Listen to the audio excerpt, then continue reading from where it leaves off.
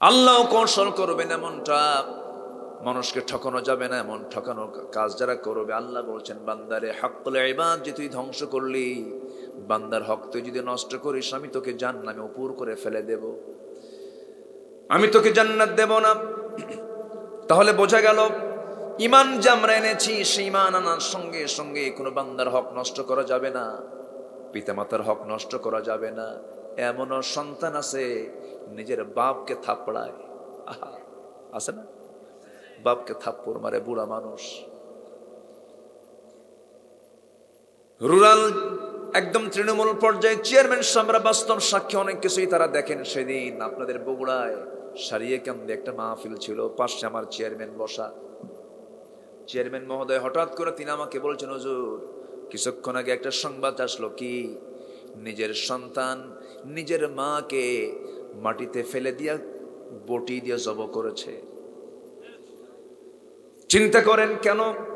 পরে শোনা গেল সম্পত্তির লোভ, মার নামে কিছু জমি আছে, সেই জমিগুলো সন্তান বারবার চাই, দেয় না, মাকে তো সে খুন করে ফেলেছে। আমার বন্ধুগণ, এই যে অসামাজিক কাজগুলো, এই সমস্ত দৃশ্যগুলো আজকে আমরা দেখতে পাচ্ছি, এই দেখার অন্যতম কারণ হলো জাতি মুসলমান আজকে কোরআন থেকে কাছে না দূরে দূরে। আমরা কোরআনটা ভালো করে পড়বো, জোরে বলি ইনশাআল্লাহ, আরো জোরে বলি ইনশাআল্লাহ। আমার বন্ধুগণ, তাহলে ইমানটাকে টিকে রাখতে হবে, এটা হচ্ছে সবচেয়ে বড় চ্যালেঞ্জ। ইমান পরিপন্থী কোনো কাজ করা যাবে না, ইমান গর্হিত কোনো কাজ করা যাবে না, ইমানটাকে টিকে রাখতে হবে যেমন করে সাহাবায়ে কেরাম টিকে রেখেছিলেন। বিশ্বাসের ক্ষেত্রে কোনো ফটলতা আনা যাবে না, বিশ্বাসে কোনো গ্যাপ রাখা যাবে না। আল্লাহকে মানবো, আমরা রাসূলকে মানবো, আমরা জীবনের এক জায়গায় না সব জায়গায়, বলেন সব জায়গায়। আল্লাহ রাব্বুল আলামিন এরপরে বলছেন নাম্বার 2 কাজ হলো, আল্লাহ রাব্বুল আলামিন বলছেন ওয়াজাহাদু বিআমওয়ালিহিম ওয়া আনফুসিহিম ফি সাবিলিল্লাহ উলাইকা হুমুস সাদিকুন। জোরে বলুন আল্লাহু আকবার। নাম্বার 2 হলো আউযু বিল্লাহি মিনাশ শাইতানির রাজীম।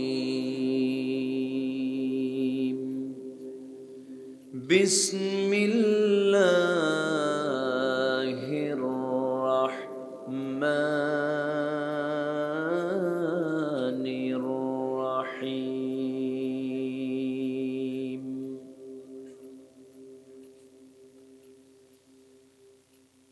ইন্নামাল মুমিনুনা আল্লাযীনা আমানু বিল্লাহি ওয়া রাসূলিহি সুম্মা লাম ইয়ারতাবু।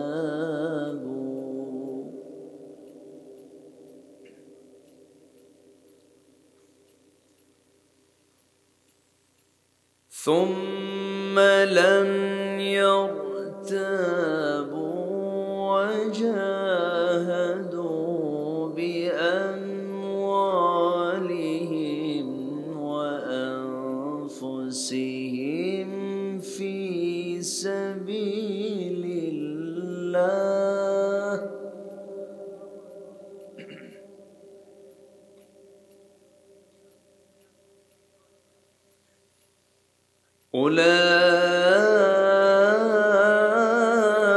أولئك هم الصادقون.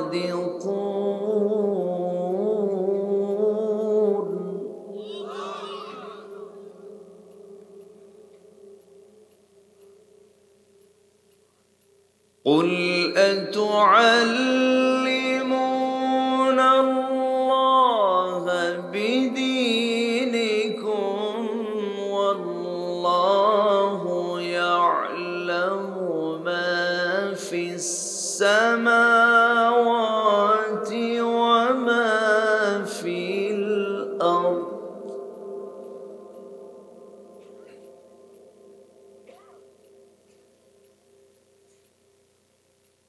والله بكل شيء عليم.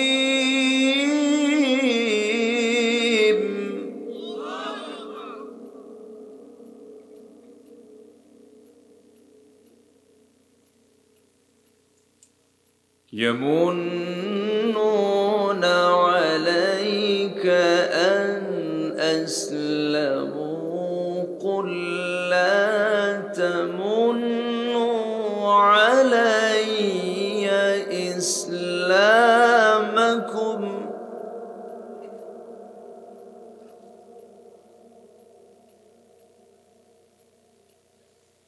بل الله يمن عليكم أن هداكم للإيمان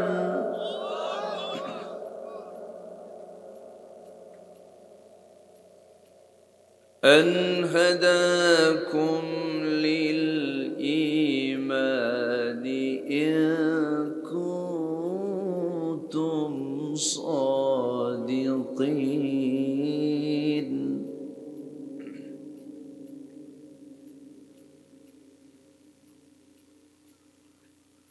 إن الله غيب السماء إن الله يعلم غيب السماوات والأرض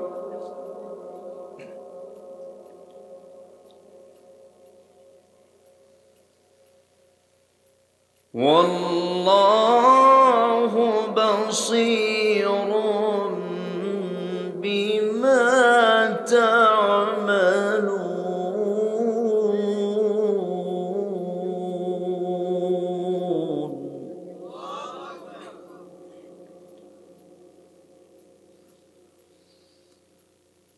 الله أكبر.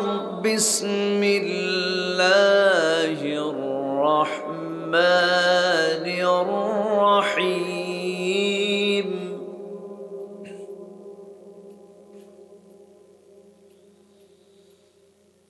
إن الله وملائكته يصلون على النبي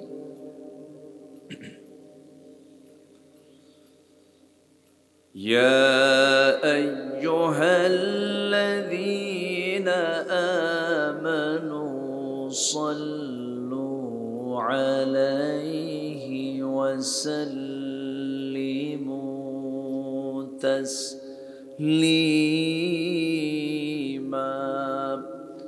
اللهم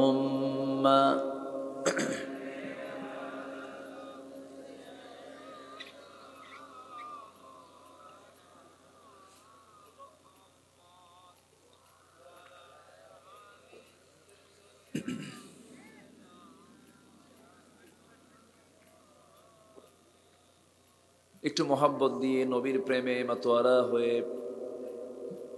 জবান খুলে জোরালো কণ্ঠে সবাই বলুন আল্লাহুম্মা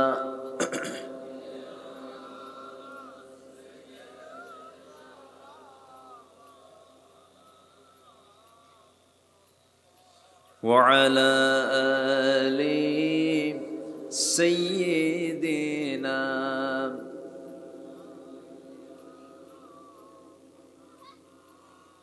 তায়েফের কথা ভেবে কাঁদে শুধু দুনয়ন, এমন দরদি পেতে কাঁদে মন অনুক্ষণ, কাঁদে মন অনুক্ষণ। ওহুদে দাতাহারা আহমদ যখন লৌহ মাখা কিয়ামতে উঠবে তখন, জিহাদ না করে কিভাবে দেখাবে তুমি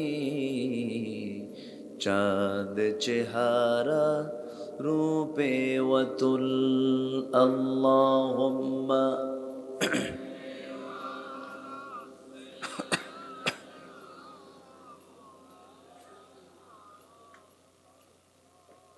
وعلى آل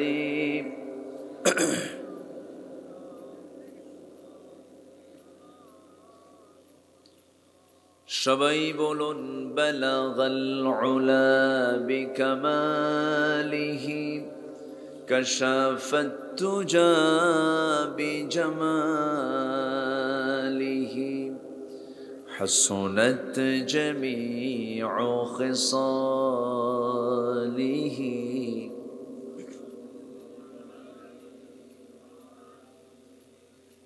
مشرق حب محمد مطلع ديوان ما مطلع خورشید سقاس سینہ سوزان ما بلغ العلا كشف التجا بجماله حسنت جميع خصاله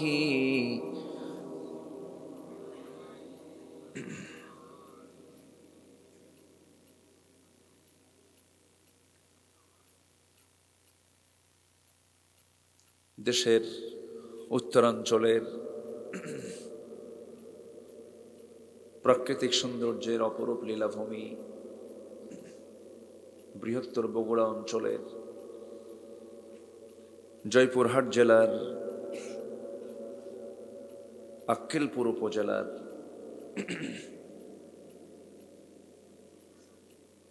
ভিকনি আনোয়ারুল উলুম কওমি মাদ্রাসা মাহফিল ইন্তেজামে কমিটি কর্তৃক আয়োজিত 22তম বার্ষিকী ওয়াজ মাহফিল 2024 2রা জানুয়ারিতে অনুষ্ঠিত আজকের এই মহতী মাহফিলের সম্মানিত সুযোগ্য সভাপতি শিক্ষাবিদ মুস্তাফিজুর রহমান হেলাল মাস্টার, আজকের মাহফিলের প্রধান অতিথি বিশিষ্ট রাজনীতিবিদ জনাব অধ্যক্ষ মোকসেদ আলী,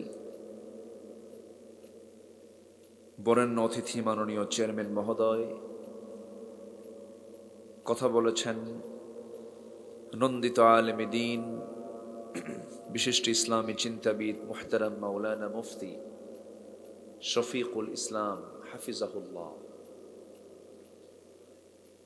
উপস্থিত হাজারাত উলামায়ে কেরাম, ফদলায়ে ইজম, সুশীল সমাজ, জাতির শ্রেষ্ঠ সন্তান শিক্ষক মণ্ডলী, জাতির বিবেক সাংবাদিক বৃন্দ, সামনে উপস্থিত দূরে কাছের বিভিন্ন স্থান থেকে ছুটে আসা কালেমার ঝান্ডাবাহী, তাওহীদের পতাকাবাহী, দ্বীন ইসলামের নরসারদুল বীর মুজাহিদ, প্রাণ প্রিয় সম্মানিত দ্বীনি ভাইরা, আড়ালে বসে আছেন শ্রদ্ধেয়া সম্মানিতা মা বোনেরা, আলোচনার সূচনায় আনুষ্ঠানিকতার মধ্য দিয়ে আমার পক্ষ থেকে আবারও দিল খোলা সালাম, আসসালামু আলাইকুম ওয়া রাহমাতুল্লাহি ওয়া বারাকাতুহু। সবাই কেমন আছেন? আমাকে প্রশ্ন করলেন, আল্লাহ তাআলা আমাকে আপনার মতোই আপনার কাতারই রেখেছেন, আলহামদুলিল্লাহ। একটু প্রচন্ড ঠান্ডার কারণে একটু বুকে কফ জমেছে, একটু ঠান্ডা লেগেছে আমার হঠাৎ করে গত 2 দিন যাবত। আমি যতক্ষণ আছি আমাকে সময় দেওয়া যাবে তো? একটু জোরে বলি ইনশাআল্লাহ। গতকালকে আমার মাহফিল ছিল বেশি দূরে না, ব্রাহ্মণবাড়িয়া। আগামীকালকে মাহফিল আছে মাশাআল্লাহ কক্সবাজার। তাহলে বলেন, আজকে আমার পিঠটা বিছানায় লাগে নাই, বিছানায় লেগেছে শুধু এখানে এসে মিনিট 20।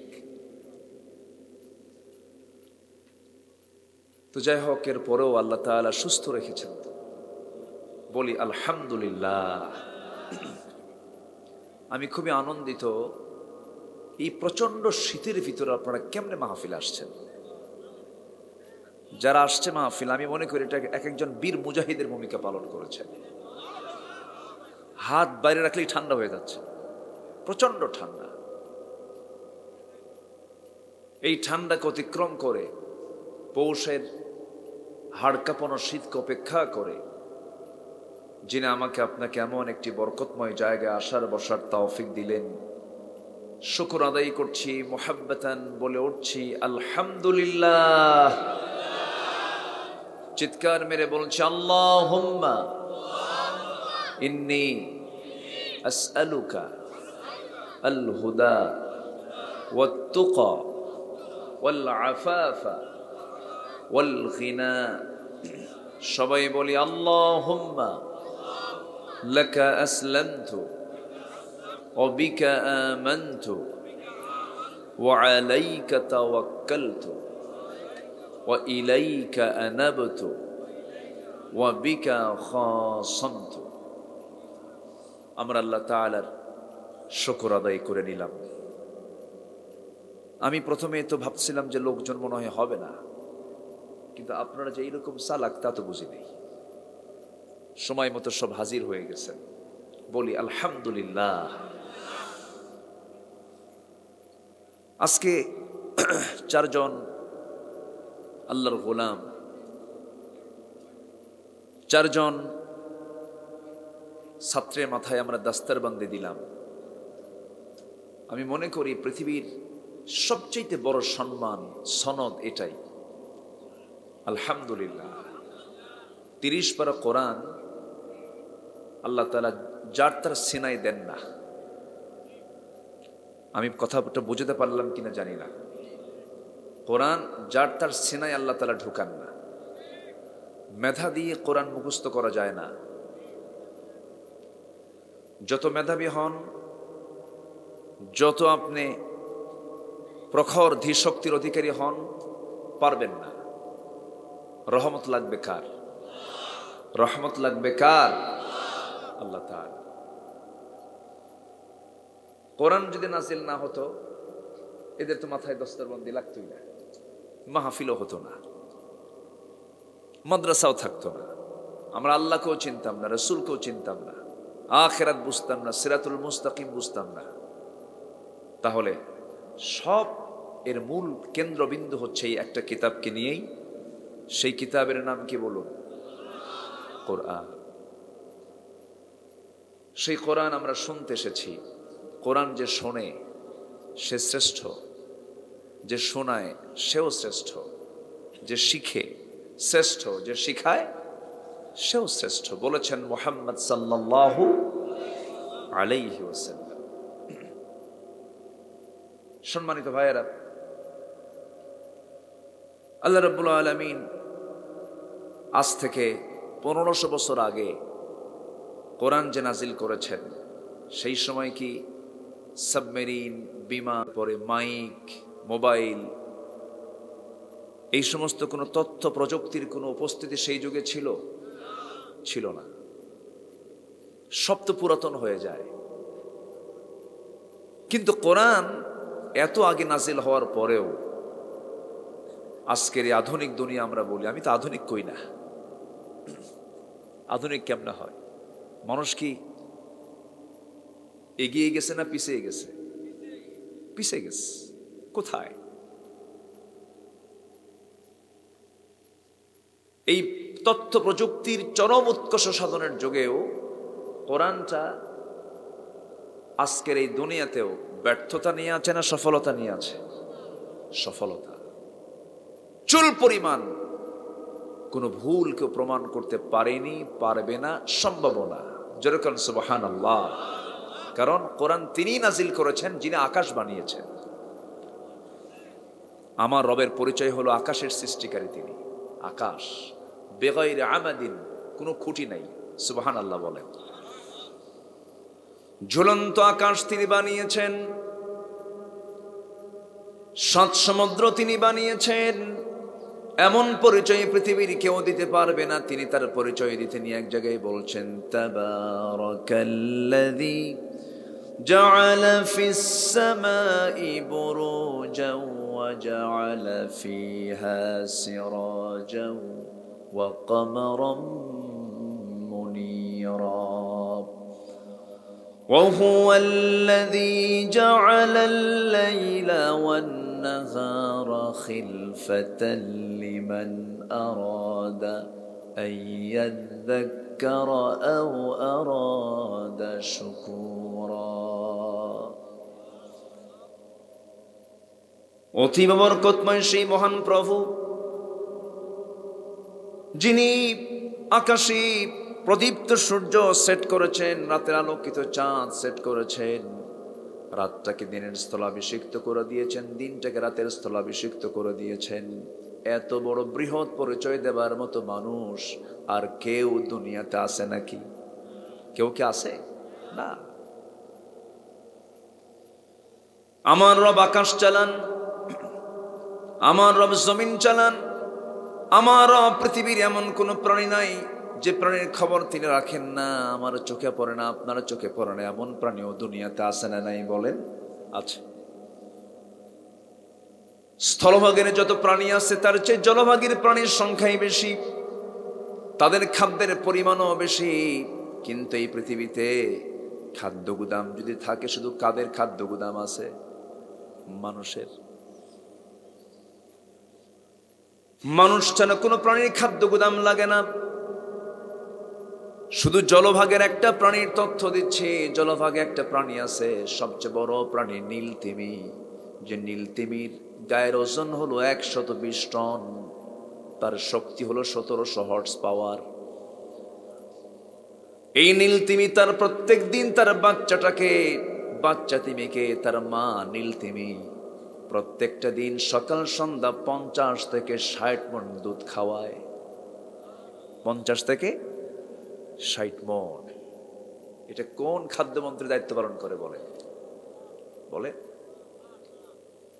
পৃথিবীর কোন খাদ্যমন্ত্রীর ক্ষমতা আছে? সব না খায় মরত। শুধু একটা প্রাণীর কথা বললাম আমি। এইরকম করে পৃথিবীতে যত প্রাণী আছে, সমস্ত প্রাণীর রিস্কের দায়িত্ব আল্লাহ রাব্বুল আলামিন কোনো মানুষকে দিলেন না। এটা ছোট্ট পাখি বাসা থেকে বের হয়ে যায় শূন্য পেটে সকালবেলা। বাবুই পাখি যে বাসাটা বানায়, দুর্বল বাসা না মজবুত বাসা? কে কইছে দুর্বল? আমার আপনার বাড়ি সিডর আইলাই সব লন্ড ভন্ড, ওর তাল গাছও ঠিক আছে, ওর বাড়িও ঠিক আছে। কি ঠিক আছে না? কি সুন্দর করে বাসা বানায়। পৃথিবীর যত আর্কিটেক্ট ইঞ্জিনিয়ার আছে, সিভিল ইঞ্জিনিয়ার আছে, যত ইঞ্জিনিয়ারের সমস্ত ইঞ্জিনিয়ারের মাথাগুলোকে আপনি এক জায়গায় করে বলেন, বাবুই পাখির ছোট্ট কয়েক গ্রাম ওজনের ব্রেন দিয়া, মোটর দানার মতো ব্রেন তার, এত ছোট্ট ব্রেন। এই ছোট্ট ব্রেন দিয়ে যে সুন্দর করে বাসাটা বানালো, এমন সুন্দর করে বাসা পৃথিবীর সমস্ত আর্কিটেক্ট ইঞ্জিনিয়ার, সিভিল ইঞ্জিনিয়ার আসো বানাও, কিয়ামত হয়ে যাবে, তারা বাবুই পাখির সঙ্গে এমন বাসা বানাতে পারবে না। পারবে? পারবে না। তার ডিজাইনে ভিন্ন। কি সুন্দর তার বাসা, কি সুন্দর তার প্রস্তুত প্রণালী। ওই ছোট্ট বাসার ভিতরে ড্রয়িং রুম আছে, বেডরুম আছে, কমন রুম আছে। বাবুই পাখি বেডরুমে তার বউ, তার গিন্নি নিয়ে শুয়ে থাকে। কমন রুমে ডিম থাকে, বাচ্চাগুলো থাকে। ড্রয়িং স্পেসে সোফা সেট থাকে, সামনে একটা দরজাও আছে। যখন কোনো মেহমান দরজায় এসে কলিং দেয়, দরজা খুলে ঠোঁটের সঙ্গে ঠোঁট মিলাইয়া সালাম বিনিময় হয়ে যায় এবং বলে, দোস্ত এই যে সোফা সেট, এই জায়গায় বসো, ভিতরে যেতে পারবা না, আমার বউ শুয়ে থাকে। ওয়ালাহু আসলামা মান ফিস সামাওয়াতি ওয়াল আরদ তাওআন ওয়া কারহা। আল্লাহু আকবার।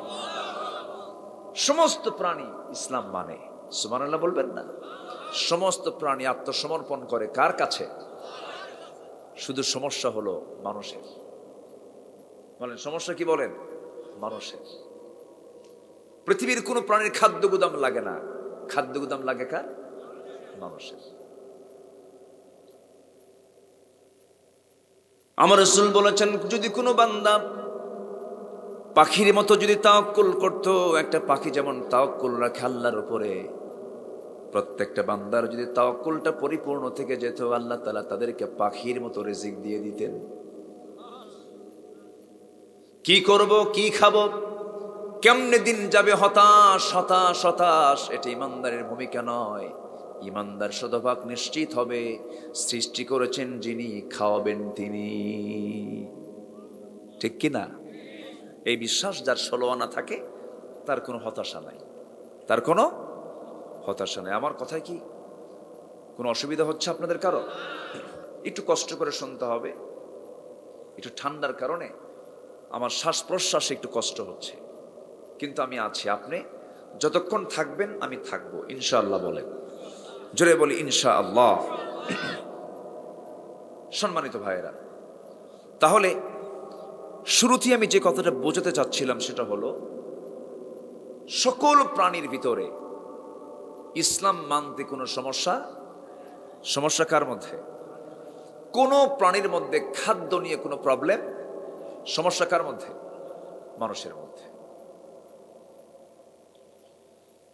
আমার বন্ধুগণ, তাহলে প্রাণীর সমস্যা হলো না কেন? সকল প্রাণীর রিস্কের দায়িত্ব আল্লাহ তো নিজেই নিয়েছেন, তাদের কোনো প্রবলেম নাই। এই জন্য তারা জিকির করে কার? আল্লাহর জিকির করে। কিন্তু বান্দার জিকিরের মধ্যে কুফরিও আছে না নাই? বান্দার মধ্যে জিকির ফিকির কম।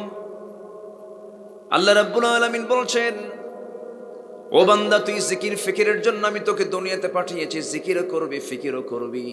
আল্লাহ তাআলা বলছেন, আল্লাযীনা ইয়াযকুরুনাল্লাহা কিয়ামান ওয়া কুউদান ওয়া আলা জুনুবিহিম ওয়া ইয়াতাফাক্কারুনা ফী খালকিস সামাওয়াতি ওয়াল আরদ ربنا ما خلقت هذا باطلا سبحانك فقنا عذاب النار।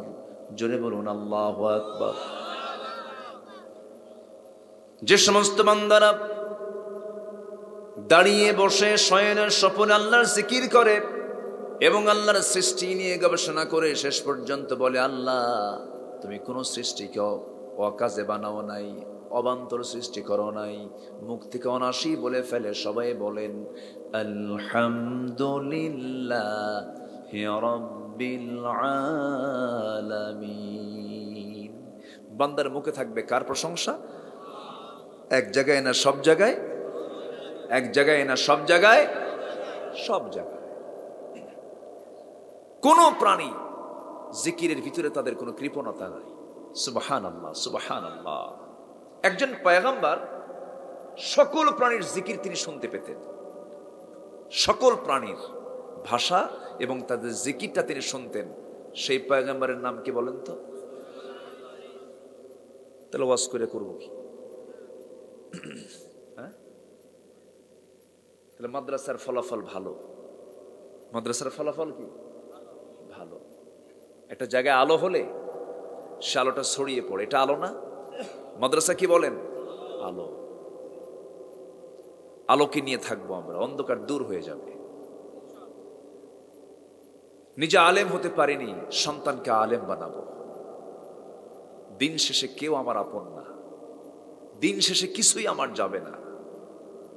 ধানমন্ডিতে কোন এক অভিনেতার শ্বশুর, বছর দেড়েক হবে আগে, ধানমন্ডির বাসিন্দা, লাইসেন্সওয়ালা পিস্তল রাত 1টার দিকে লাইভে এসে, ফেসবুক লাইভে এসে মাথায় পিস্তল ঠেকিয়ে বলে, আমার বউ, আমার ছেলে, আমার মেয়ে, আমার শ্বশুর, আমার জামাই, আমার মেয়ে সব আমাকে ঠকিয়েছে, আমি জীবনে রাখবো না। সে সুইসাইড করে, আত্মহত্যা করে দুনিয়া থেকে বিদায় নিল। টাকার অভাবে? আস্তে টাকার অভাবে ধানমন্ডি কি গরিব মানুষ থাকে? তাহলে এত বড় সম্পদশালী লোক হয়ে আত্মহত্যা কেন করলো? তার ছেলে আছে, মেয়ে আছে, বউ আছে, বাচ্চা আছে, সবই আছে, শুধু নাই হলো ইসলাম। শুধু কি নাই? আলো নাই। এই জন্য আলো দরকার। কোন আলিমান আও মুতাআল্লিমান আও মুস্তামিআন আও মুহিব্বান ওয়ালা তাকুন খামসান ফাতুহলিক। আলেম হতে পারি নাই, কিন্তু আলেমের সন্তানের যেন আমি পিতা হতে পারি, আলেম সন্তানের পিতা যেন হতে পারি। আল্লাহ কবুল করুন। জোরে বলি আল্লাহুম্মা আমিন। আরো জোরে আল্লাহুম্মা আমিন। রিজিক নিয়ে যে কথা বলে তার ইমানের সমস্যা আছে। কেমনে চলবো, কেমনে খাবো, কিসের সমস্যা বলেন? বলেন কিসের সমস্যা? আচ্ছা বলেন তো, গ্রামের লোক বেশি খায় না শহরের লোক বেশি খায় খাবারে? বলেন, গ্রামের লোক না শহরের লোক? শহরের লোক বসে হলো প্লেট নিয়ে, তাও ফাঁকি প্লেট, ফাঁকি, ডিপ নাই, সোজা ফ্ল্যাট। আর গ্রামের মানুষ প্লেট নিয়ে বসে না কি নিয়ে বসে? গাবলা, ডিশ, বোল নিয়ে বসে। ওগুলো পোষাবে না, দেখ 1 কেজি চাল খাওয়ার পরও কয় পেটের 1 কোণা ভরল, আরো দরকার। তাহলে 1000 কোটি টাকার মালিক সকালে 4 গ্রাম, দুপুরে 7 গ্রাম, রাতে 3 গ্রাম। বোঝেন নাই? মোটে 14-20 গ্রাম খাওয়া শেষ, 1000 কোটি টাকার মালিক। আর এইদিকে গ্রামের মানুষ তৃপ্তি ভরে খায়, তৃপ্তি ভরে ঘুমায়, ঠিক কিনা? তাহলে রিজিক সম্পদে? রিজিক কে দেন? আসতে বলেন, রিজিক কে দেন? আল্লাহ দেন। আমার বন্ধুগণ, এই পৃথিবীতে যত প্রাণী আছে, আমাদের হার্ট কয়টা বলেন? বাম পাশের নিচে যে হৃৎপিণ্ড আছে, এটা আমাদের কয়টা? একটা। আল্লাহ তাআলা অক্টোপাস নামক একটা প্রাণী দিয়েছেন, যার হৃৎপিণ্ড হলো 3টা। সুবহানাল্লাহ বলবেন না? আমার বন্ধুগণ, আমরা পানির নিচে ডুব দিয়ে থাকতে পারি কতক্ষণ বলেন? 5 মিনিট। এটা কোন মহা ডাক্তার দেখতেছে? আমার বন্ধুগণ, পানির নিচে আমরা আমাদের নিজের অক্সিজেন আল্লাহ তাআলা দিয়েছেন, সেই দম নিয়ে আর কতক্ষণ বা থাকতে পারবো? হয়তো অনেকে অক্সিজেন নিয়ে ঢুকতে পারেন, সেটা ভিন্ন কথা। কিন্তু আল্লাহ তাআলা জলের যে প্রাণী এগুলো আছে, যে হাতি ধরুন জলহস্তিটা আছে, সেই জলহস্তি পানির নিচে দম বন্ধ করে থাকতে পারে 30 মিনিট। আল্লাহ জানেন যে প্রাণীটার স্থানই হলো পানি, ওর একটু দমটা বাড়ায় দেয়। সুবহানাল্লাহ বলবেন না? আমার আল্লাহ কত বড়, কত বড়! আমার ভাইয়েরা, এই পৃথিবীতে যত প্রাণী আছে, ঘ্রাণের দিক থেকে সবচেয়ে বেশি ঘ্রাণ হলো কুকুরের ঘ্রাণ। 25,000 গুণ বেশি আমাদের চাইতে, আপনার চাইতে, আমার চাইতে 25,000 গুণ বেশি ঘ্রাণ শক্তিকার কুকুর। ওই যে আওয়াজ দিচ্ছে, কমন পড়ে গেছে। ওদের নাম নিছি তো, নাম শুনতে পাইছে, এটা থামায় দেন না।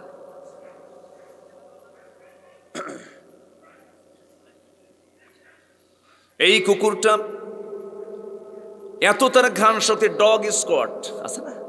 ডগ স্কোয়াড ফেন্সিডিল ধরতে হবে জয়পুরহাট থেকে, আছে তো নাকি? এই দেখেন, সব কিন্তু হুজুর খবর রাখে। এই ফেন্সিডিল ধরার জন্য কোথায় রাখছে ধরতে পারছে না, ধরার জন্য ডগ স্কটকে যদি ছেড়ে দেওয়া হয়, তার নাকের মধ্যে আল্লাহ তাআলা যে ঘ্রাণ শক্তি দিয়েছেন, মানুষ যতটুকু ঘ্রাণ পায় তার চাইতে 25,000 গুণ ঘ্রাণ শক্তি আল্লাহ তাআলা কুকুরকে দিয়েছেন। কুকুর কোনো প্রাণী কিন্তু কম না। ওই কুকুরের চাইতে আবার ছোট্ট ছোট্ট পিঁপড়া, পিঁপড়া নামে সূরা আছে সূরাতুন নামাল, এই পিঁপড়ার যে ঘ্রাণ শক্তি ওই কুকুরের চাইতে আল্লাহ রাব্বুল আলামিন কয়েকশো গুণ আরো বাড়ায়া দিয়েছেন। জোরে বলি সুবহানাল্লাহ। পিঁপড়াও কথা কয়, কিন্তু পিঁপড়ার ভাষা আছে না নাই? তার ভাষা শিখে শুনেছেন কোন পয়গম্বর? সুলাইমান। এরকম বড় ভাষাবিদ এখন দুনিয়াতে বহু আছে না? আছে? কেউ আসবে? আসবে না।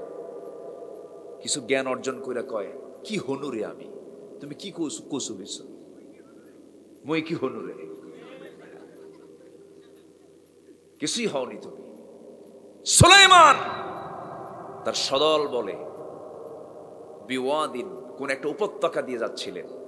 সে উপত্যকায় যেতে যেতে তার হাজার হাজার সৈন্যবাহিনী নিয়ে যাচ্ছিলেন। তার রাজত্ব ছিল গোটা দুনিয়া। যেরকম সুবহানাল্লাহ। তাহলে মুসলমানদের রাজত্ব কি? গোটা দুনিয়া। যাচ্ছিলেন, হঠাৎ করে একটা উপত্যকা, অর্থাৎ দুই পাহাড়ের ঠিক মাঝখানে যে জায়গাটা যাচ্ছিলেন, এমন সময় হঠাৎ করে আল্লাহর পয়গম্বরের কানে একটা আওয়াজ আসলো। যে আওয়াজটা দিচ্ছে হলো পিঁপড়াদের লিডার। পিঁপড়ার যে লিডার, সেই লিডার তার জনগণকে বলতেছে, উদখুলু মাসাকিনাকুম, উদখুলু মাসাকিনাকুম, তোমরা তোমাদের বাসার মধ্যে ঢুকে পড়ো তাড়াতাড়ি। খুব দ্রুত সুলাইমান তার বাহিনী নিয়ে আসতেছে, পদপিষ্ট হয়ে আমরা শেষ হয়ে যাব। শুনলেন, চট করে গিয়ে এক রাজা আরেক রাজাকে ধরলেন। সুলাইমান হচ্ছে মানুষের নেতা, আর পিঁপড়ার নেতা তাকে হাতের তালুতে উঠলেন। ফাতাবাসসামা দাহিকান, কোরআনে আছে না এগুলো? সময় তো না, আমার তো ওই সাবজেক্ট না, আমি লাইনে যাব। আমি ফাতাবাসসামা দাহিকান, তিনি মুস্কি মুস্কি হাসলেন, তার কথা শুনলেন। মানতিকাত তাইর, পৃথিবীর কোন মানুষ এত ভাষা জানতো না যা সুলাইমান জানতেন। জোরে বলেন সুবহানাল্লাহ। আমার বন্ধুগণ, সেই সুলাইমান পয়গম্বর গোটা পৃথিবী রাজত্ব করেছেন। তার হাতে গড়ানো হয়েছে আল্লাহর প্রথম ঘর, প্রথম কেবলা যেটা বাইতুল মুকাদ্দাস, বাইতুল আকসা। এটার কনস্ট্রাকশনের মূল উদ্বোধন করেছেন আল্লাহর পয়গম্বর সুলাইমান। জোরে বলেন সুবহানাল্লাহ। হৃদয়ে খুব ব্যথা নিয়ে দিনগুলো পার করি। 180 কোটি মুসলমান চুপ করে বসে আছে। বাইতুল আকসাকে অবরুদ্ধ করে রেখেছে, জুতা পায়ে হাঁটতেছে ইহুদির বাচ্চারা। যে বাইতুল আকসাতে আমার নবীজি সকল নবীর উপস্থিতিতে নামাজের নেতৃত্ব দিয়েছেন। আমার নবীজির মেরাজের ট্রানজিট ছিল মিনাল মসজিদুল হারাম ইলাল মসজিদিল আকসা। ট্রানজিট ছিল তার, মক্কা টু আকসা, আকসা টু আরশ আজিম। এটা ছিল তার ট্রানজিট। সেই ট্রানজিটের জায়গা যেখানে রাসূল করিম সাল্লাল্লাহু আলাইহি ওয়াসাল্লাম তিনি বোরাক রেখেছিলেন, জিবরিল আমিন সেখানে ছিলেন। আমার নবীজির সৌজন্যে সকল পয়গম্বরকে আল্লাহ তাআলা সেদিন বাইতুল আকসায় হাজির করেছেন। সেই বাইতুল আকসা আজকে অবরুদ্ধ অবস্থায় আছে। যদি এই হামলাটা যদি এই অবস্থাটা যদি বাইতুল হারামে করা হতো, আল্লাহর ঘরের কি দাম নাই? আসতে কয় সম্মান নাই? এই সম্মান উদ্ধার করার দায়িত্ব কার? আমাদের দায়িত্ব না?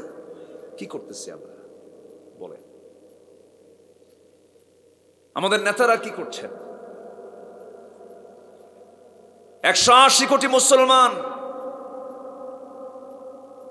56টি মুসলিম রাষ্ট্র, প্রতি 4 জনে একজন মুসলমান। বিশ্বের 10টি ধনী রাষ্ট্রের তালিকায় কয়েকটা মুসলিম রাষ্ট্রই হবে শীর্ষস্থানে। এত সম্পদ, প্রাকৃতিক খনিজ, তেল কাদের? বলেন তেল কাদের? যে কোনো হামলা করতে কি লাগে? আমরা তেল দিলাম না, পারবে? আসতে পারবে? পারবে না। এখান থেকে প্রতীয়মান হয় প্রত্যেক যুগেই মুনাফিক ছিল। আজকে যারা মুসলমানদের নেতৃত্বের আসনে বসে আছে ম্যাক্সিমাম গুলো মুনাফিক, মুনাফিক, মুনাফিক, সব মুনাফিক। আজকে মসজিদগুলো, সাধারণ মসজিদগুলো দেখেন, আমাদের দেশের মসজিদগুলো দেখেন, কমিটির সভাপতি হলো সুদখোর। কথা বলবো বলবো কথা বলবো। সব মসজিদের একই দশা। সেক্রেটারি ঘুষখোর, ক্যাশিয়ার মদখোর, আরেকজন কোসে চাইলখোর, ডালখোরও আছে। তাহলে মসজিদ কমিটির সদস্য কি এমন হওয়া উচিত ছিল? বানাইছে কারা? কারা বানাইছে? আমরাই তো, আমরাই বানাইছি। খতিব খুতবা দেবে কেমনে? জুমার দিন খুতবা শুরু হয়েছে, বলে ফেলছে লা তাকুলুর রিবা দাআফা মুদাআফা, তোমরা চক্রাকারে সুদ খাইও না। এই আয়াতের অনুবাদ করতে করতে খতিবার কাম পায় নাই, নজর দিছে হলো সভাপতির দিকে। খুতবা শেষ, নামাজও শেষ, মোনাজাত শেষ, সবার পরে সভাপতি সাহেব ইমাম সাহেবের দিকে এসে, খতিব সাহেবের দিকে এসে বলতেছে, হুজুর আপনি সুদের বিরুদ্ধে ওয়াজ করছেন, সমস্যা নাই, এটা কোরআন শরীফে আসছে, আমিও জানি, কিন্তু আপনি খুতবা দেওয়ার সময় আপনি আমার দিকে চেয়ে থাকলেন কেন? কি কথা কি বুঝতেছেন আপনারা? কোথায় যাবেন? এই দেশের সবচেয়ে দুর্বল চাকরি হলো ইমামতি। আর ইসলাম ক্ষমতায় থাকলে সবচেয়ে মজবুত চাকরি হলো ইমামতি। যদি ইসলাম ক্ষমতায় থাকত, যিনি রাষ্ট্রনায়ক হবেন তিনি কি মুসল্লি হবেন না ইমাম হবেন? জোরে বলেন কি হবেন? তিনি কি হবেন? এখন তো মুসল্লিও না। নামাজ পড়ে কই? কে নামাজ পড়ে? নামাজই তো নাই আমার দেশে। আমার দেশে এখন মসজিদ বেশি না মুসল্লি বেশি? খালি মডেল হলে হবে? মুসল্লি মডেল হতে হবে। কষ্ট পাচ্ছেন নাকি আমার কথা আপনারা? আমার নবীর সময় কি মসজিদ বেশি ছিল না মুসল্লি বেশি ছিল? ইমান কাঁচা না ইমান পাকা? আমার নবীর সময় ইমান কাঁচা না পাকা? মসজিদ কাঁচা। আর এখন মসজিদ ইমান কাঁচা। কোনটা পাকা হওয়া দরকার? ইমানটা পাকা হওয়া দরকার। আমার ওয়াজের মধ্যে কিন্তু রসকস কম। আমি একটু মানে সোজা কথা বলতে একটু পছন্দ করি। কারো কোনো অসুবিধা নাই তো? বলি আলহামদুলিল্লাহ। আমার বন্ধুগণ, আমার নবীজি যে মসজিদ থেকে নামাজ পড়াতেন সেই মসজিদটা ছিল কাঁচা। প্রচন্ড গরমের, ভ্যাপসা গরমে আমার নবীজি নামাজ পড়াতেন, এসিও ছিল না। সেই প্রচন্ড গরমে মসজিদ ছিল খেজুর গাছের খুঁটি দিয়ে বানানো মসজিদ, খেজুরের পাতা দিয়ে বানানো বেড়া এবং উপরের ছাউনি। দুজন এতিমের কাছ থেকে তিনি জায়গা কিনে মসজিদ বানিয়েছিলেন, মসজিদ বানিয়েছেন বেলালকে। কি ইমান সেখানে ছিল! বেলাল যখন আজান দিতেন সাহাবে কেরাম দ্রুত গতিতে মসজিদে হাজির হয়ে যেতেন। আমার নবীজি বলছেন, ও সাহাবীরা, আমার বেলাল যখন আজান দেয় আমি তার সামনে গিয়ে বসে থাকি। আমার বেলাল যখন আজান দেয় আমাকে দেখে দেখে আজান দেয়। আশহাদু আন্না মুহাম্মাদার রাসূলুল্লাহ, আশহাদু আন্না মুহাম্মাদার রাসূলুল্লাহ। নবীজির জীবদ্দশায় কোনো বেলা কোনো ওয়াক্ত বেলাল ছাড়া আজান হয় নাই। কিন্তু যেদিন নবীজি দুনিয়া থেকে বিদায় নিয়েছেন, বিদায়ের পর সাইয়েদনা বেলাল কোনদিন মদিনার মসজিদে আজান দিতে পারেন নাই। বলা হলো, বেলাল আজান দাও না কেন? কে? আবু বকর, ভাই রে, আমি যা আজান দেব সারা জীবন আজান দিয়েছি রাসূলকে দেখে দেখে। রাসূল শূন্য দুনিয়ার মসজিদে বেলাল আর কোনদিন আজান দেবে না। কি প্রাণ ছিল নামাজের ভিতরে, আজানের ভিতরে, তাদের কি প্রাণ ছিল, রূহটা ছিল। আজকে মুসল্লি নামাজ পড়ে, আজকে মুয়াজ্জিন আজান দেয়, আজানের সুরটা শুনতে বড়ই ভালো লাগে, কিন্তু সেই সুরের মধ্যে যে প্রাণটা, সেই প্রাণটা আজকে আজানের মধ্যে নাই। এরপরে আমার রাসূলের যে নামাজ, যে তেলাওয়াত, সেই তেলাওয়াত কি আজকের দুনিয়াতে আছে নাকি বলেন? নাই। আমার বন্ধুগণ, প্রাণযুক্ত নামাজ পড়তে হবে, মসজিদকে আবাদ করতে হবে, ইমানকে মজবুত করতে হবে। আল্লাহ বলছেন, বান্দারে আমি তোর জন্য আমার দফতর থেকে, আমার অফিস থেকে আমি তোকে সার্টিফিকেট দিয়ে দেব, চারিত্রিক সনদ দেব। এই চারিত্রিক সনদ দিয়ে জান্নাতে ঢুকবি, তোকে কেউ বাধা দেবে না। জোরে কর সুবহানাল্লাহ। দুইটা কাজ করবি। কয়টা কাজ? যেখান থেকে তেলাওয়াত করেছি সে আয়াতের দিকে সরাসরি চলে যাচ্ছে, আমি একটু মিলায় নিচ্ছি। আমি দুইটা কাজ করলে সার্টিফিকেট দিবেন কে? আমার দেশেও কিন্তু ইউনিয়ন পরিষদ থেকেও চারিত্রিক সনদ দেয়। গাঁজা খাইলেও দেয়, গাঁজা খাইলেও দেয়।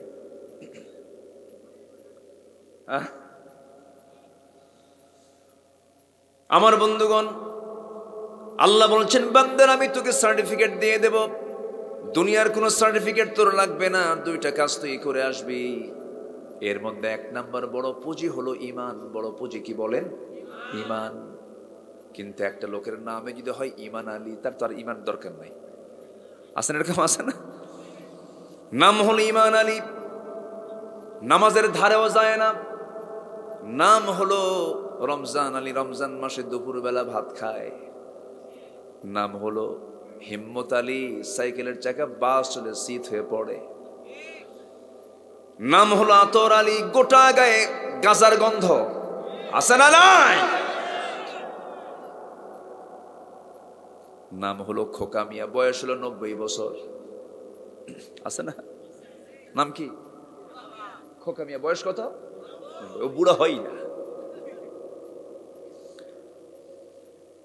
নাম দিয়ে কোনো কাম হবে না, ইমান টানতে হবে, ইমানটা পাকা করতে হবে। আল্লাহ রাব্বুল আলামিন বলছেন, ও সাহাবীরা, রাসূল বলছেন, ও সাহাবীরা শোনো, একটা বিষয় জেনে রেখে দিও, আল্লাহর কাছে কোনো চেহারা যাবে না, আল্লাহর কাছে কোনো পোশাক যাবে না, আল্লাহর কাছে কোনো বডি যাবে না।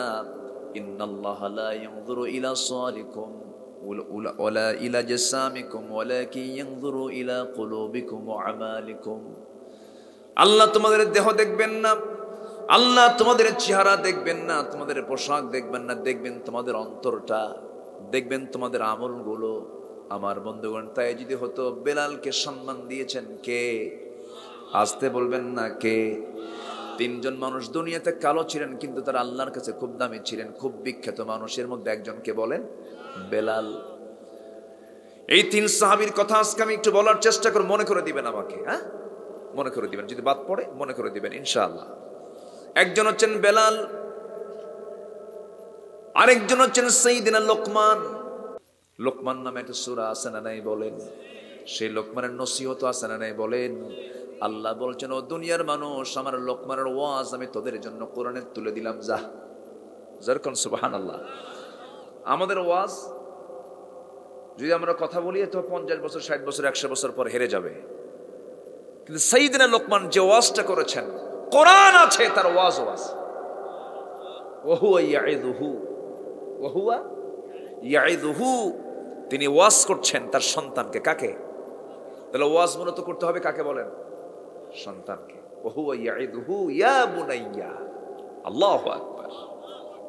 আজকে কোনো বাপ ওয়াজ করে না, কোনো বাপ ওয়াজই করে না। ওয়াজ করবি কি? ওয়াজ তো জানি না, ওয়াজ করবি কি? এই লোকমান একজন কালো মানুষ ছিলেন, এত কালো, ঘন কালো ছিলেন, পা ছিল ফাটা, ঠোঁট ছিল মোটা মোটা, খসখসে কালো, তেলতেলা কালো না, বুঝতেছেন তো আমার কথা? খসখসা কালো, চেহারার মধ্যে কোনো সৌন্দর্য ছিল না, সামাজিক তেমন পরিচয় ছিল না, কিন্তু আল্লাহ তাআলা তাকে কেমন সম্মান দিয়েছেন। ওয়ালাকাদ আতাইনা লুকমানাল হিকমা, আমি লোকমানকে হিকমত দিয়েছি, আমি লোকমানকে বিশেষ প্রজ্ঞা দিয়েছি।